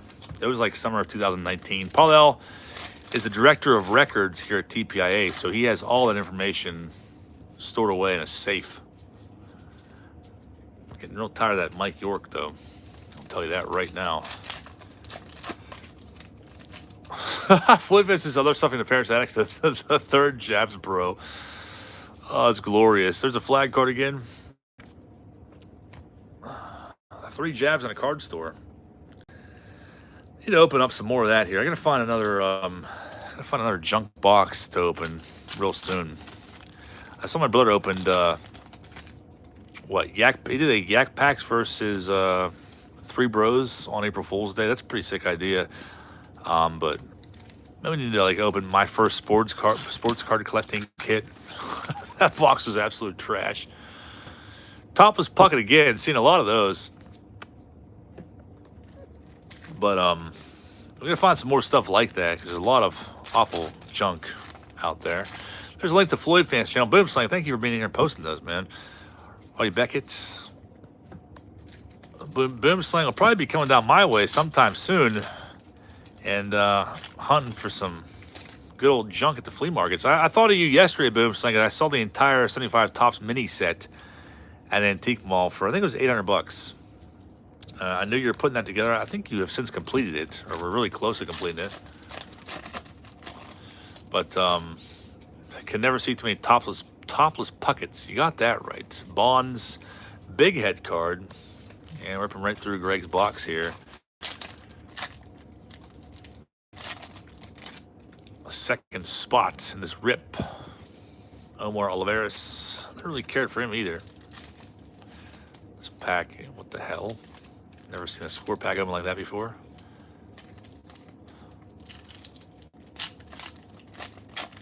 Boomslang says, stop. No, I'm not complete. Yeah, it was like 800. It was around $800 for the whole 75 Tops mini set. I thought of you. I thought you were getting pretty close to putting it together. The blaster cards were sick, James. Those were real sick as a kid. I loved all those subset cards when I was younger. This set was cool back then. I don't know if I just appealed to kids more because of all the different colors in it or what. I mean, there was definitely some hot prospects in it. Larkin, I know Chipper Jones has been before Shane Andrews in a few packs, but not the case in that one.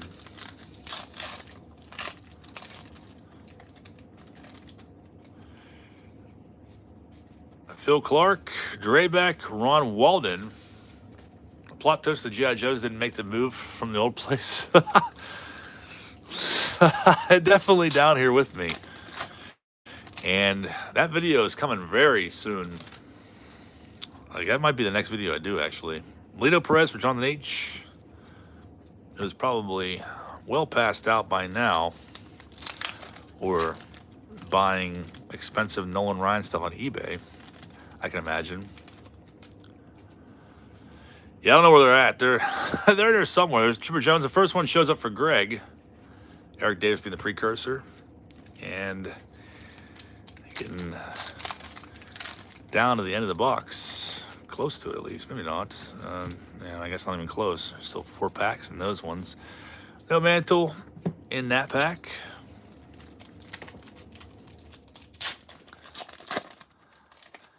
Matt Noakes, Jose Leaned. Van Slyke.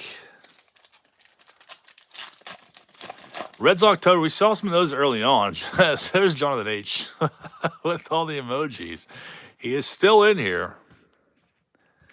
Lingering in the background. Saw a cover Command Center yesterday at the flea market. I don't know if it was complete or not. It looked like it was mostly complete. It was like $400 loose. Pretty sick to see those, though. And we saw a couple Reds Octobers. I don't know what's going on with these pack wrappers doing that. It's very frustrating. But this one literally shredded to oblivion. But not a whole lot of crazy stuff there yesterday. There was a lot of overpriced junk wax. My hands are freaking exhausted from these awful wrappers that belong in hell. I don't want to ever open them again. I'm out of sustenance, so I have no drink left. We're going to push on. Tippy Top says, God bless you. I'm opening these so you don't have to, everyone. I'm putting myself in danger to open these for the world to see so that you don't have to. And no sign of the Mantle yet. None. Not even an insert. All it is I cut the tops with scissors. I can't hand rip these packs. It's awful. Yeah, if I had a sidekick here to help me, then I would be living it up right now. We'd be having the time of our lives. I'd be drinking like a margarita, like laughing and stuff, chatting it up. But instead, I'm miserable with early signs of carpal tunnel. I'm super tired. All my energy has been spent on opening these packs. And I'm really sick of that Daniel Stern, Frank Viola collab with the Apple. It's really pissing me off. Well, Mrs. You didn't invite me over. Well, we definitely have to collab on something then. Joseph C, you gotta help me open these or open something. Hopefully it's 90 upper deck because I don't feel like opening all of those and shuffling them all around so they're upside down. Or not upside down, I should say. Riley Beckett again, and 2 packs left for box number 12. Mechanized automated taco teller. Yeah, I haven't really seen Matt too much lately. I've been in Taco Bell in the evenings, and I'm really tempted to go there tonight because I kind of want a dragon tea really bad. It's like the best thing ever created. I'll help you open Carmen's skirt.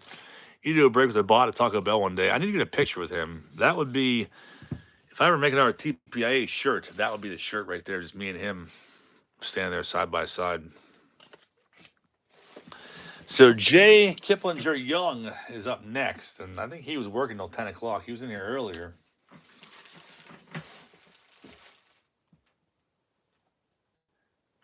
The next box is going to him.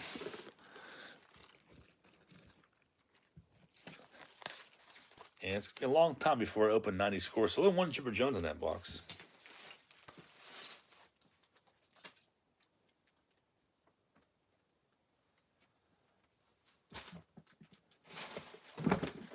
So this is the third to last.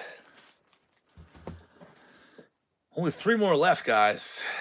And this one's got a price tag of $7 on it. I don't know how old that is, but it's a pretty good deal for a chance at a Mantle autograph. Maybe it will come out of this box since it's number 7. It's kind of ghetto wrapped, but whatever. Maybe we'll find packs of 91 Fleer in here instead. Couldn't be that lucky. All right, so Jay Young is up next. Next 36, buy a shredder, make your own house insulation. Next 36 belong to Mr. Young. Find a Mantle in here. Good thing it's garbage night. Where did I get these from? I bought them on Marketplace from one guy.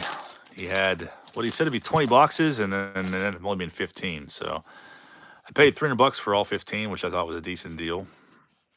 Probably could have bought them for a little cheaper if I would have looked around, but I guess. I think Joseph C. or Wally Moon got a case of these, a whole case, a few months back on eBay. He won the auction. I think he paid, I think it was like 200 something. I think it's a really good deal, actually. Typically about $40 a box on eBay. Buy it now. So, no sign of any chippers in this box number 13 yet.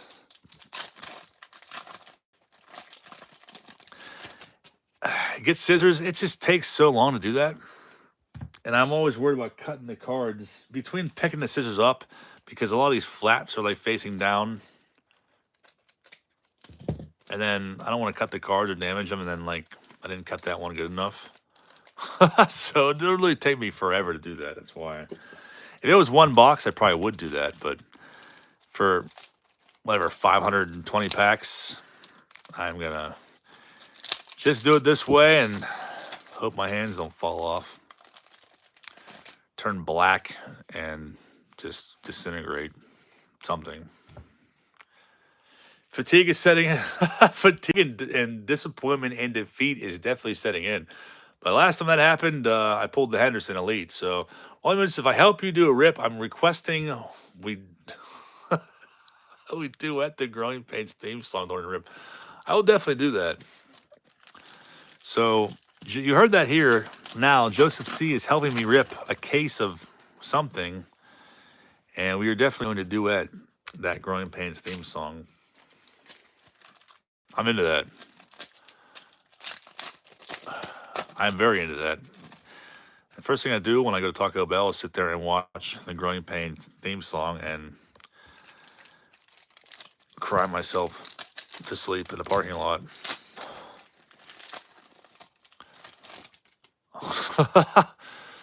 So, no Mantle. I'm hoping to not walk away disappointed tonight. They make smaller scissors. Yeah, I do have a smaller pair of scissors in my car, actually. I just feel like the time it takes me to, like, pick them up, cut it open, put them down, pick the cards back up. I just feel like it takes, I don't know. I'm not used to doing that, so I feel like it'd take me a lot longer. We'd probably be here till 1 a.m. if I did that, honestly. The next time I open a box of these, if there is a next time ever, I will be using scissors. That's for sure. I keep my scissors in the car too. Well, what happened? I didn't realize that I even said it that way, but I went to one of my houses, one of my group homes, and I stole a pair of their scissors by accident. I think I was using them for something else, and I just took them and put them in my car. I'm still sitting in there. And I've been meaning to go back over there at some point and drop them off. Pretend like I didn't take them, but it's a pair of scissors in my center console, and they're smaller, like blue-handled scissors, like light blue, so it's kind of weird. Yep, so that's why they're not in here. My car. Daniel Boone. How many homes do I watch? Right now, I just have 2, but I used to have 6, and they changed my entire job description around. Now I have 2, but they forced another third one on me. So that's this dumb thing about my job is that every time somebody quits, another manager quits, they're just like, all right, well, that guy quits, so now you're taking over one of his houses. We're not going to pay you anything more for it. So that was a bunch of crap that happened. And now this is like the 4th time they've done it to me in like a matter of 8 months where they're like, all right, well, you have a third house until we hire somebody else. And then they just like take their good old time hiring somebody else, even though it's my boss's job to take over in the absence of that manager. She just forces on somebody else. So it's kind of annoying, but that's how it works out. And you can tell I'm disgruntled about it, but it is what it is. I've been there for freaking almost 10 years, so they just expect me to do more than everybody else, apparently. Tango Victor says, oh, you're good at your job. Congrats, here's more work for you. It's exactly how it is. If you're good at your job, they will just put more stuff on you, and they expect you to do more stuff. That is 100% true. Because I like my other 2 houses, I've had the same 2 houses for like almost 10 years. And like I have a lot of the same staff that have worked for me for years. So like I don't have people calling off all the time and like all this other stuff. Like I don't have any issues really, period, at either one of my houses. So they're like, all right, well, you're not doing anything. So here you go. Here, take this other house on, and we're gonna make it difficult for you. We're gonna take your staff off of you and do this other stuff. Yes, it's been a big freaking disaster. It's really dumb, but I'm not going to agree to it next time. They didn't really ask me. They're just like, you're doing this. Next time it's gonna be like, yeah, I'll do that for an extra, 20 grand a year or whatever, or until you hire somebody. Like, nah, I'm all right. So that's what's gonna happen next time. It's kind of freaking annoying. I'd be furious if that happened to me. Yeah, it's not really a whole lot of fun. But I really can't explain to you why it's stupid without going into a lot of detail about my job in general. But I'm not going to do that and bore everyone. 2-Hit Club, Terry Mulholland, Melito Perez once again. Of course, there's always the supervisors that really don't do much that ruin jobs for people. Yeah, I don't think that she does really anything, period. But just like, she's always kind of looking at me like, what does he do here? But like, meanwhile, me being there for so long and me having the same staff, me taking care of like every single problem, no one ever calls her for my house. Is like, I don't exist to anybody there. I do my job the way I'm supposed to, and my staff does their job, and like, I don't gotta micromanage anybody. No one calls her. I don't call her. So it's like, leave me alone. I told her that recently. I'm like, look, just leave me alone. Just don't bother me. That's it. You don't have to worry about getting phone calls or anything. I want to make your job easier because these 2 houses that you oversee, me overseeing, you're not going to ever get a phone call from them. That's the way it will be. So just leave me the hell alone. That's pretty much how it is. F you, pay me. Honestly, that's what it is.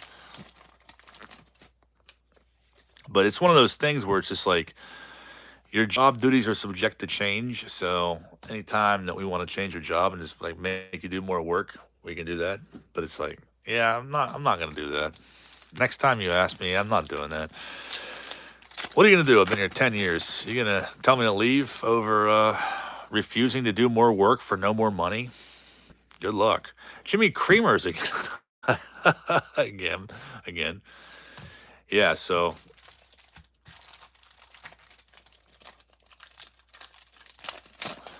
It's definitely a good company to work for. I don't care for some of the people that have gotten into positions above me. Like, I've always been held. I've been there 10 years. I've been in the same position, but I've always been held back because I don't have college credits. I don't have a degree. So when I was a kid, I decided that I wasn't going to do anything with my life except be a professional skateboarder. That was it. Like, I'm going to do this. If I don't succeed, then I'm just going to off myself. It might have been immature, but that's what I was going to do. I had some crappy injuries and stuff that just kind of, I don't know, messed that plan up and derailed it. But so because of that, I just never went to never went to school outside of high school. And because of that, there's like regulations that I don't meet, requirements that, like, for me to move up to the next tier, even though I've trained my bosses before many times and done their job entirely, I can't get the job because I don't have a piece of paper that says that I'm capable of doing it, even though I've been there longer than everybody else. So that's kind of why I've all been stuck there. But at the same time, I don't think my job is very hard, period. So another reason why I've been there for so long. And other dudes as a sign, that's how they do it. And yes, your job is subject to change. College credits, whatever. Yeah, I mean, they've hired people for positions above me that, like, their degree was in, like, language studies and stuff. It doesn't even matter what it was in. It doesn't even got to be in the field that we work in. It could be in anything. And I was like, I told, like, our director, the boss, like, I've told him a bunch of times, like, look, I can go in Photoshop in 5 minutes and make a fake degree that looks legitimate and put it in my file, and no one's ever going to question it. Because they tried to find a loophole. It's actually a state regulation that you need this many credits to move up to the next position. And I don't have that many credits, and I never cared to get them to begin with. So because of that always held me back from moving up in the company.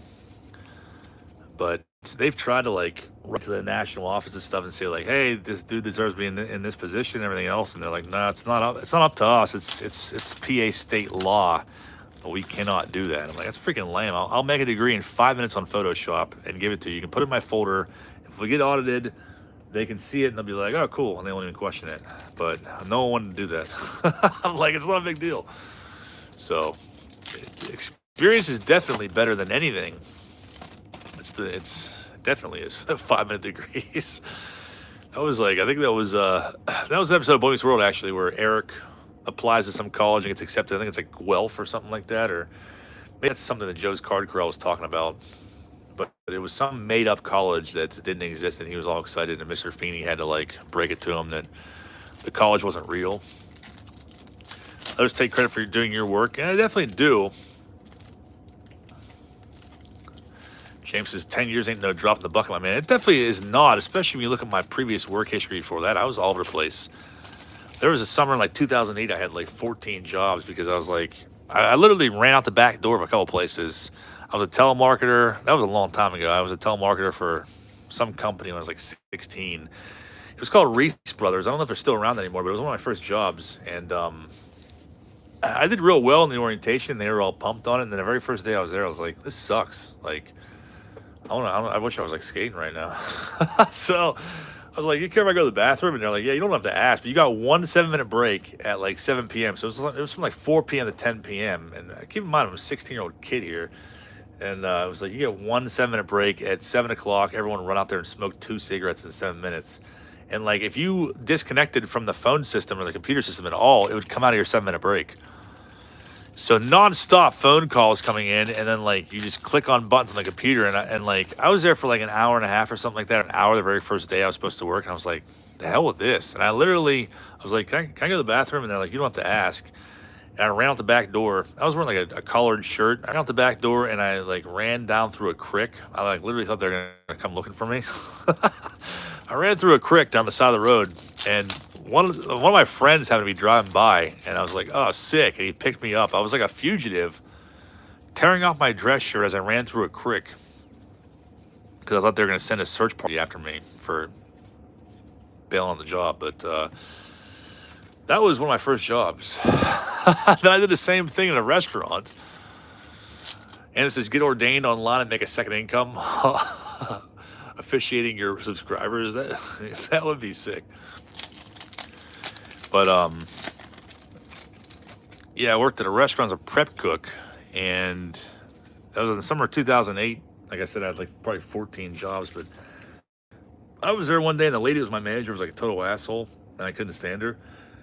And she was just like real mean and negative. I would like ask her like, reasonable questions or whatever, and try to make small talk with her, and she was just a terrible person. So there was one day, it was real nice out. I was like, the hell with this, I'm out of here.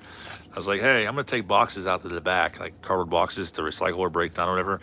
And I just took off and ran to my car across the parking lot and left and went skating. So I did that a bunch of times in the summer of 2008, where I probably worked 2 or 3 days for a paycheck and then survived off those paychecks and just had a good time and, and skated with my friends all summer. It was freaking awesome. But that was then, this is now. So Texas says, I was once a door-to-door salesman, didn't work out. Yeah, I wouldn't be able to do that, man. I would not be able to do that. I remember when I lived in Florida briefly. I lived in Florida like, I don't know, it was probably like a month back in 2007 with two of my buddies. I went down there on a whim just to like skate and be out of Pennsylvania and not have winter anymore. And we worked for some terrible people. We got picked up on the side of the road. We couldn't find jobs down there. So these tree service guys, and I'll never forget the guy's freaking name because like I want him on a hit list. His name's Pete Maynard. Pete Maynard, he does a tree service. I don't know if he's still in Florida. If you know him, yeah, that's a whole different story. But it was him and two other guys. They drove around an SUV, and I don't know if I told the story in here before or not, but they're like, "You guys looking for work?" And my buddy and I were walking to the bus stop to go to the mall to find jobs. This is Bow Breaker, first one in this box. Haven't found any chippers in this box either for Jay Young. But we're like, yeah, we definitely are. So he's like, hop in. And instantly we were working for a tree service guy. It was super shady. He's like, I'll pay you, cash at the end of the day or whatever it was. And he was the worst. He was like Joe Pesci.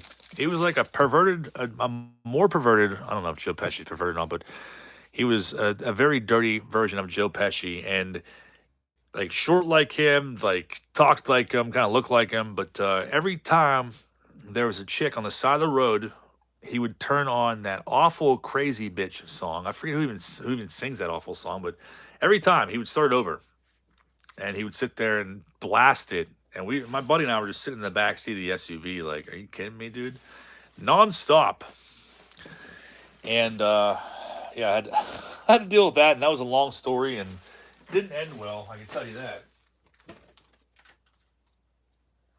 But there was one day we worked for him. It was only like a few days where I got stabbed in the leg with something, and I was shooting blood everywhere. So in order to stop it, I put my hand over it, and my hand had blood all over it. We had to go door to door to ask people if they wanted tree service work done. And I took my bloody handprint and just pressed it directly on the middle of my shirt on my chest. And I was going door to door with a bloody handprint on a white t-shirt asking people if they needed tree service done. It was pretty freaking insane. So, second to last box for the next two are Robert A. Will that seem make dude where's my card? He definitely should, but his name's Pete Maynard, and he ripped us off for, I don't know, he ripped us off for a lot of money, and one of his cronies ended up like crashing on our couch in the apartment because we got rained out one day and stole all of our rent money. It was like a big fiasco. I left altogether and went to a hotel, and this dude, I guess, stole all of our rent money out of my buddy's room or out of his shoe or wherever it was after I left. And so they stole a lot of money off of us, but his name's Pete Maynard. I've not forgotten him. And I hope to see him again one day and reclaim the money he owes me and my buddy. You know, wood chippered. So we got box number 14 of 15. If I can ever open this freaking thing, I don't know what they decided to homemade ghetto seal this with, or why they did that, but sure, come trim my trees, bloody man. Is he in Port St. Lucie? He might be. We were in Cape Canaveral area. We lived like right on Cocoa Beach basically when I was down there. But Pete Maynard, real scumbag. I don't know if it was like Pete Maynard's like tree service. I feel like he's still down in Florida. My buddy and I were always like, we're gonna go find him one day. My other buddy, who's now no longer alive, he passed away from an overdose about 5 years ago. He's one of my best friends, but he got roofied by a cab driver while we were down there. That's a whole nother story, which is really weird. But cab driver Gary, who looked like a California surfer boy, probably like in his 40s. So that's a whole nother story I'll tell while I'm opening this box. He's in Congress. But the next 36 packs go to a mess of things, Robert. So yeah, Gary the cab driver, who we tried to find when we were down there. So anyways, this is back in 2007, by the way. We like I said, we lived on Cocoa Beach. So one night we walked the entire way to the pier, and we drank heavily the entire way on the walk. There was like 6 mile walk. We drank the entire time, and then we got there and got hammered, and then we're like, yeah, we don't feel like walking back. So it was Red's October. So Corey sent her a short print upside down for some reason. So we're like, we're not walking home, so we called a cab. And when the cab driver got there, and he said his name was Gary, he was like real friendly, outgoing. He had like beers and stuff in the cab. He was like, yeah, drinking and stuff and just like trying to party. I guess that's kind of freaking weird. What cab driver does that? But our buddy, the one buddy who's no longer with us, flag card, he was like real stoked on it. And Gary's like, hey man, like you can come back. I'll come back and pick you up, man. You can come hang out with me and like drink in my cab and stuff all night while I'm making rounds. And he like wanted us to do it too. And my buddy and I were like, well, we got interviews at a skate shop in the morning. Like, we're not trying to do that. Like, that's weird, man. And so my buddy and I went home, and our other buddy, Kyle, he got picked up again by the cab driver. Maybe he stayed with him. I can't remember. So he stayed and drank with the cab driver. It's probably 11 p.m. at that point. So we wake up the next morning. Our buddy's still not back to our apartment. No sign of him. No calls from him. Nothing. And then we're walking to the bus station because I didn't have a car down in Florida. I didn't drive down there. My parents actually drove me down. And we're walking to the bus station. I get a frantic phone call from our buddy Kyle saying that he got roofied by the cab driver. He said he took one sip out of his beer and woke up on like, I don't know, this guy's couch or like on an air mattress or whatever it was. And he's like, I don't know what's going on, man. Like, I'm freaking out. I just woke up and like this dude's like shirtless, like on the floor, like, you know, what's wrong, baby? It's like that. And he's like, I freaked the hell out. I grabbed money off of a dresser and I took off out the front door. I have no idea where I am. And at that point, we're like, I don't know what to tell you, man. Like, we have interviews like lined up for this morning. We're at the bus stop. I don't know where you're at. We don't even know Florida. And he somehow found his way back to our apartment. But yeah, he got roofied by the cab driver, and who knows what happened after that. Gary the cab driver. We always said we're going to find him again. And we looked for him while we were down there the rest of the time, and we never saw him again. But was he walking funny? Well, he wasn't walking funny, so he doesn't think that any of that happened, but it's not to say that something else didn't happen. You never know. The video podcast says, I am Pete Maynard. Come get my windowless van. I got a job for you. Yeah, so that was my excursion in Florida. So a lot of stuff happened like that in Florida, and I was like, I'm freaking over this. I'm out of here. And I was done with it. I was completely over it. Like, couldn't find a job. Got ripped off by that guy. Like, my buddy got roofied by a cab driver. There was nothing to skate down there. I'm like, this place sucks. Like, I went to the beach probably 5 times a day. But, like, after you do that for a couple weeks, it's like, this is kind of lame. So there's Bo breaking the first one for Robert A. Yeah, after that, I was like, this really sucks. I'm over it. I want to be out of here. So it was pretty crazy because probably like a month I was down there, and I was so pumped on it before I left. Like, and it was the exact opposite of what I expected it to be. So I called my parents like a month later and was like, hey, can you guys please come back down here and get me? And they did. My parents are freaking awesome. But, you know, they drove me the whole way down there, and a month later came the whole way back down and picked me up. It's a freaking 20-hour drive. So, but lesson learned, never do that again. James Arnold says, my chick keeps looking at me funny because of the burst of random laughter. What was the restaurant that I worked at and ditched? It was called the Ground Round. ground round. It's gone now. It's not there anymore. Tore it down probably like 3 or 4 years ago. Hard to skate with gators.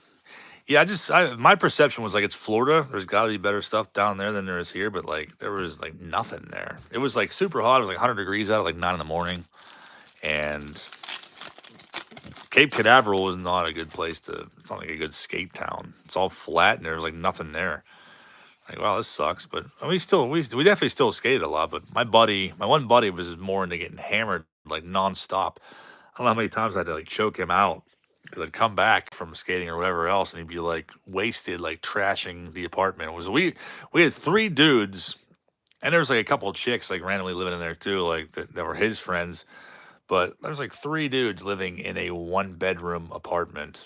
So it was literally 3 rooms and a bathroom. It was a 1-bedroom. So I think we rotated and shared the bed. Like one night somebody slept on the floor, one was on the couch, one was in the bed. So it was ghetto.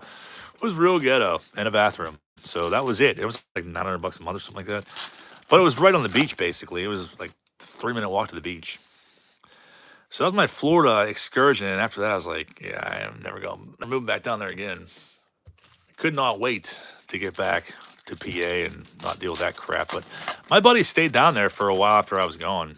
They didn't come back with me.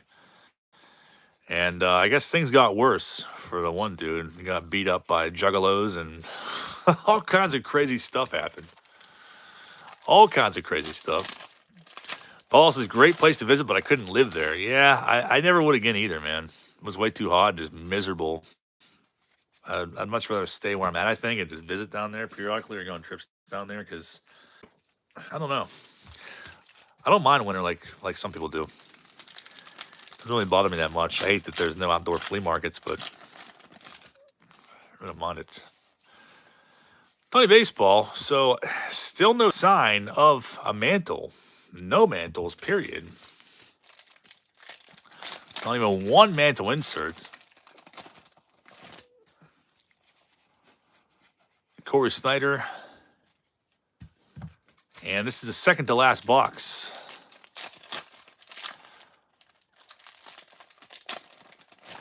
Pushing button says, I vote for a TPIA shirt that's on the bloody handprint. I love that. No one would know what it means except for people that have been in the stream tonight. Nobody would know. I went off on a tangent storytelling. Another bow breaker. I haven't seen a chipper in like a long time. There was none in the last box, none in this box so far. So that might be the next TPIA shirt. I definitely have a lot of ideas for t-shirts that I think would be great. And that may be another one. But I was really pissed off because I had a site that I was going to have them all put onto, and then that way they're made to order. But the one site, actually both of them that I was going to use, they won't let me upload the TPIA TMNT logo that I made. I think I like it a lot. I think it'd be a sick shirt, but I keep saying it's like copyright. Like it's obviously completely freaking different. I mean, it's the same logo, but it's the same text and stuff, but it's different wording, obviously, so it shouldn't be breaking or breaching copyright. Mr. Blood Vessel, I'm happy that you're here for it, man. You're going to know my backdrop story of Florida. I don't think I ever told the Florida story, have I, Paul? I don't think I ever mentioned my escapades in Florida. Gary the cab driver and Pete Maynard. Literally, every single time that there was a chick on the street, he would blast that awful song.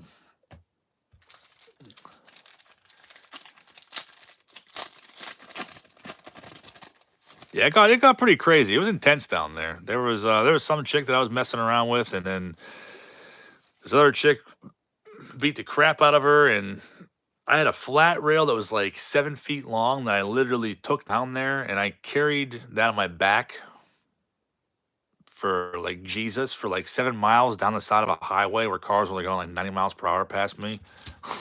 It was freaking ridiculous. Ridiculous.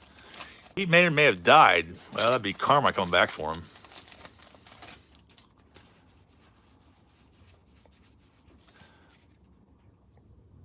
Yeah, it was pretty crazy time down there. The Florida chicks. Well, it was some chick from here that came down there or something like that. But what had happened was I was seeing somebody and we had broken up. I moved to Florida, obviously, and while I was down there, I messed around with this other chick who was like hanging out with us. And then my then ex-girlfriend decided to like just show up in Florida without telling me. She just called me. She's like, I'm at the airport. I was like, are you freaking serious? And she came there, and the chick that I was messing around with beat the crap out of my ex-girlfriend at the bus stop. And then she left and went to a hotel, and then I felt terrible about the entire situation, and it was chaos. I carried my 7-foot-long flat rail from our apartment the whole way down the side of the highway for 7 miles or 6 miles to the hotel to make amends with her. And she ended up coming back with me then. Picked up there with me, and we stayed together for like a little while longer after that. But the situation in general was all around haggard. So Chipper Jones finally shows up, Eric Davis being the precursor, and this box is coming to an end. WTF is a flat rail. It's like a grind rail. I don't even know how to describe it to you. It's just a flat grind rail. 7 feet long. But yeah, I was over it after the entire experience that I had. There was a lot of crappy things happening at once, and I was happy to get the hell out of there. They say chivalry is dead. That's what I'm saying. It's definitely not. It is definitely not. Joe Kramer, Randy Myers Big Head card. John needs to write a book. Maybe I'll include that in Dude, Where's My Card?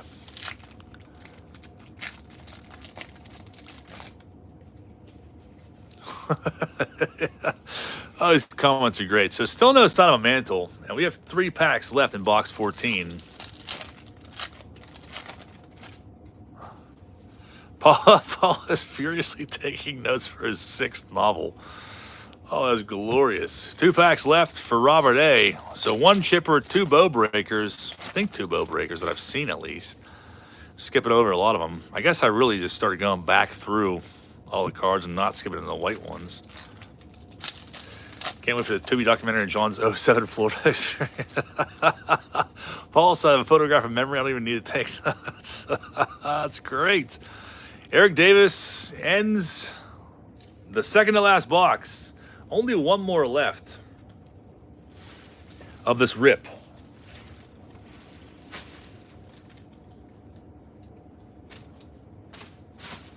Let me move these aside and we'll get down to the last box. And it's going to go to Robert A.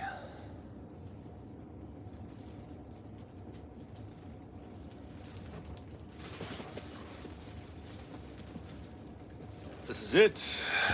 Box 15. A mess of things is in here for it. You got 1 chipper, 2 bow breakers out of that box, Roberts. Let's see if we can pull a Mantle. It's all or nothing.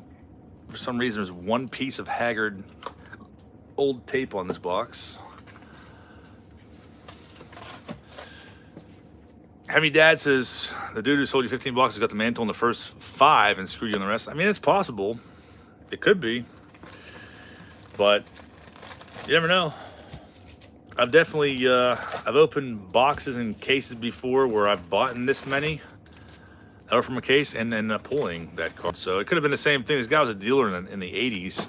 He could have had a case and went through 5 boxes of that case, sold them by the pack in his store or whatever, and then just unloaded the rest. I really doubt it, but I really doubt that he pulled a Mantle out of the first 5 boxes with how hard it is to find that card. But you never know. Willie Moon says the end credits to this movie is John as a 15-year-old in Florida with a killer right hook they got from their mom. Oh, that is glorious. Final rip. The last 36 packs belong to Robert A. Let's see if we can find a Mantle. First pack, no sign. I mean, that's I've been here for like 3 hours, so I'm not leaving the last pack. I appreciate you being here, man. And everybody else who's stuck it out for the long haul of disappointment. There's Chipper Jones rookie card, so you got another one. before the Shane Andrews. Come on, Mickey Mantle, Chaos says. A mess of things is how much for shipping. Yeah, I mean, if you want all the cards shipped, I'll ship you all of them. It'll be more expensive, probably significantly more expensive because you're in California. But that's what I put in the note, is that I was only going to ship the best cards, like the Chipper Jones, the Bow Breaker, maybe the American flag cards, and like, you know, a small little handful. And that's why I said it's $5 extra for that to ship. If you want all of them, I mean, it'll probably be, for 2 full boxes, that's probably gonna weigh like 5 pounds. It'll probably be like 15 or 20 bucks. But let me know which ones you want. You can send me a message or whatever, even on Facebook. I can ship them all to you if you like. So ripping right through these last box. This rip actually went by relatively quickly. It's not too bad. I'm seriously gonna make a TPI bloody handprint shirt now. Josh Parker, well, I appreciate you for being here for this. Melito Perez for Jonathan H., who I think is still lingering in the background. Anyone who opens $15 a score has to be supported. I agree. If the tables were turned, I would be in here rooting for you. You can guarantee it. No Mantle in that pack. And Hemi Dad became a member. Hemi Dad, thanks, man. I appreciate that. I don't recognize your name, so if you're new to here, welcome. Appreciate having you. As I drop the cards and ding all the corners up on the shirtless Puckett. The Mantle will be in that pack. There's a link to Hemi Dad's channel if he has one. Next things are just athletics and any names that rhyme with Harry, Larry, and Jerry for my PC and Junkie Breaks binder. Only if you feel like sorting my 2 boxes. I could try to do that. I don't see why I wouldn't be able to. Griffey's and Chipper Jones shows up again. So 2 Chipper rookies in this last box so far. I really feel like we'll see at least one more. These freaking awful wrappers aren't making my life easier on this last box. No Mantle in that pack.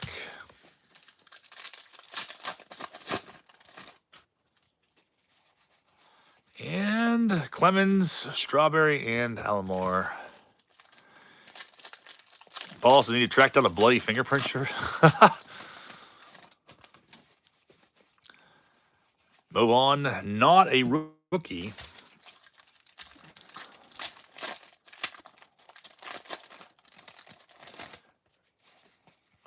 We're seeing a lot of that topless Puckett, though.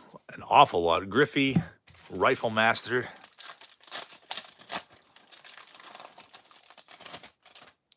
Video Guy says, John, we're going to make... Am I going to make a Dennis Cook shirt? I actually had one. I did make a Dennis Cook shirt. It was like a limited run. It was like... it was a 93 per deck, obviously. It was this one, but it said the pass is alive here in that text with the YouTube symbol. And then instead of stats down here, I guess it kind of was stats, or there were stats. It was the empty promises list of videos that I promised with the dates of when I promised them. So I think I only made like 5 of those maybe, though, and I got rid of all of them. I think Floyd Fan has one, Corey has one. I think Joe's Card Curl might have bought one too. And Pushing Buttons, I know, has a couple shirts, so... Pushing Buttons, I think, got all of them. Criterion Racer also got all of them, I want to say, too. So you guys are freaking awesome. Paul L., I forgot to send Paul L. one. Paul L. wanted to wear to the bar. He specifically requested one to wear out to the club or the bar. And Joseph C. also has one. I forgot Joseph C. Well, that's right. I did get you one, too. I forgot about that. Yeah, so maybe there's more than I thought. Flag card, still no freaking Mantle. Collect all baseball cards with the players grimacing like he's taking a dump. Yeah, that picture is one for the ages. Paul also still need to do that experiment, meaning the TPIA shirt to the bar. See if it gets you chicks or not. And yeah, Lee Criterion Racer also has one too. That's what I was saying. You guys are freaking awesome. I do have some other ones in mind. Bloody the bloody handprint should be one. Just wouldn't make any sense to most people. Travis D says I'd pay good money for random mechanic shirts. Yeah, that was one we talked about before and never really came to fruition for whatever reason. Mike Sims, Brent Main, no mantle in that pack. And we're getting down to the very end of this rip. And I couldn't be happier because I'm tired as hell. My fingers freaking hurt. Opening 500 some trash bag wrappers. Miserable existence. But I'd love to see a mantle be pulled. It is very tough. Like I said, the odds are like 1 in 120 cases. So not boxes, but cases. So 120 times freaking 20. Whatever that is. I'm too lazy to do the math, but someone else will do the math for me. Those aqua borders sold in the set. When I was a kid, I was definitely pumping those. Best thanks is glad I made it for the last box. I'm glad that you made it too, man. I appreciate you being here. Nothing in that pack.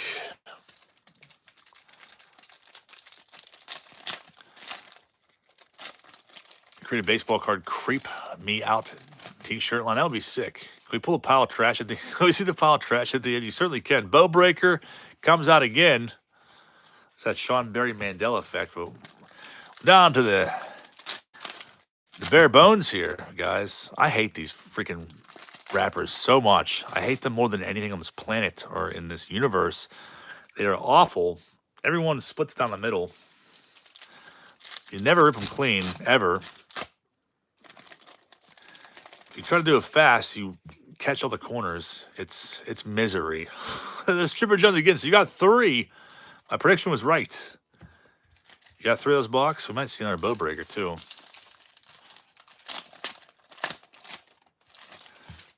Heinous wrappers. The next time I do a long rip like this, I want to make sure that I can deal with whatever the pack wrappers are like, because or have somebody to cut the tops off. That'd be a lot easier.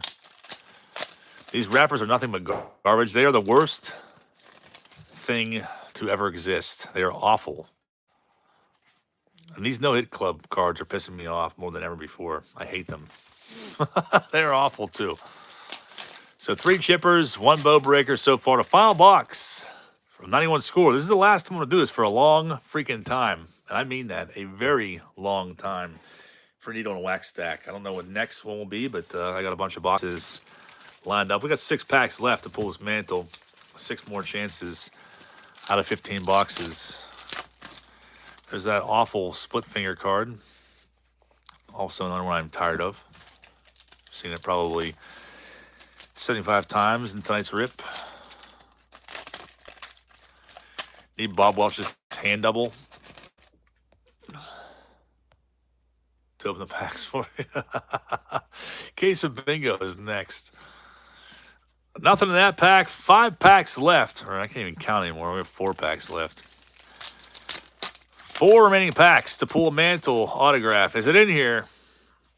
Is it freaking in here? I saw a mantle autograph at Rogers on Friday. It was like an 8x10 and a plaque. It was sick. And it looked very real. It looked like spot on to what his autograph looks like. There was no COA. And they got a ton of vintage cards for sale. It's where I bought the Bob Uecker at. The Bob Uecker rookie. And I thought about buying it. But I'm like, yeah, there's no COA. $40, that's like really low. But I don't know. If you figure, if he thinks it's really, probably would have sent it to get authenticated. You know, it's obviously much more valuable that way.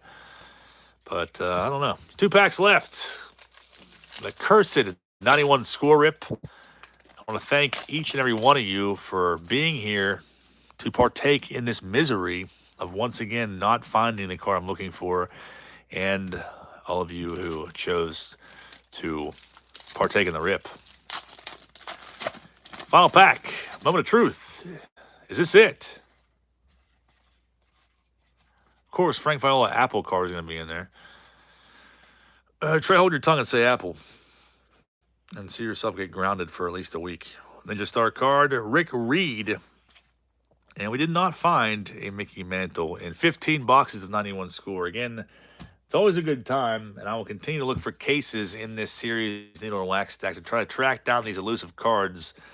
I am hooked after pulling that Henderson Elite from the last one. But once again, good time to hang out with you guys again, rip packs, just like the old days. I appreciate all of you for being here. And I have a rip coming up live tomorrow night, turn back the clock Tuesday, And we're heading back to 95 with a box of Collector's Choice, something I have not opened in a long time, so that should be a pretty good time. See a lot of cringeworthy names in there as well. That'll probably be around 8:30. So, again, thank you guys all for watching. It's been real, and hopefully I'll catch you all in tomorrow night's video. Have a great night, guys.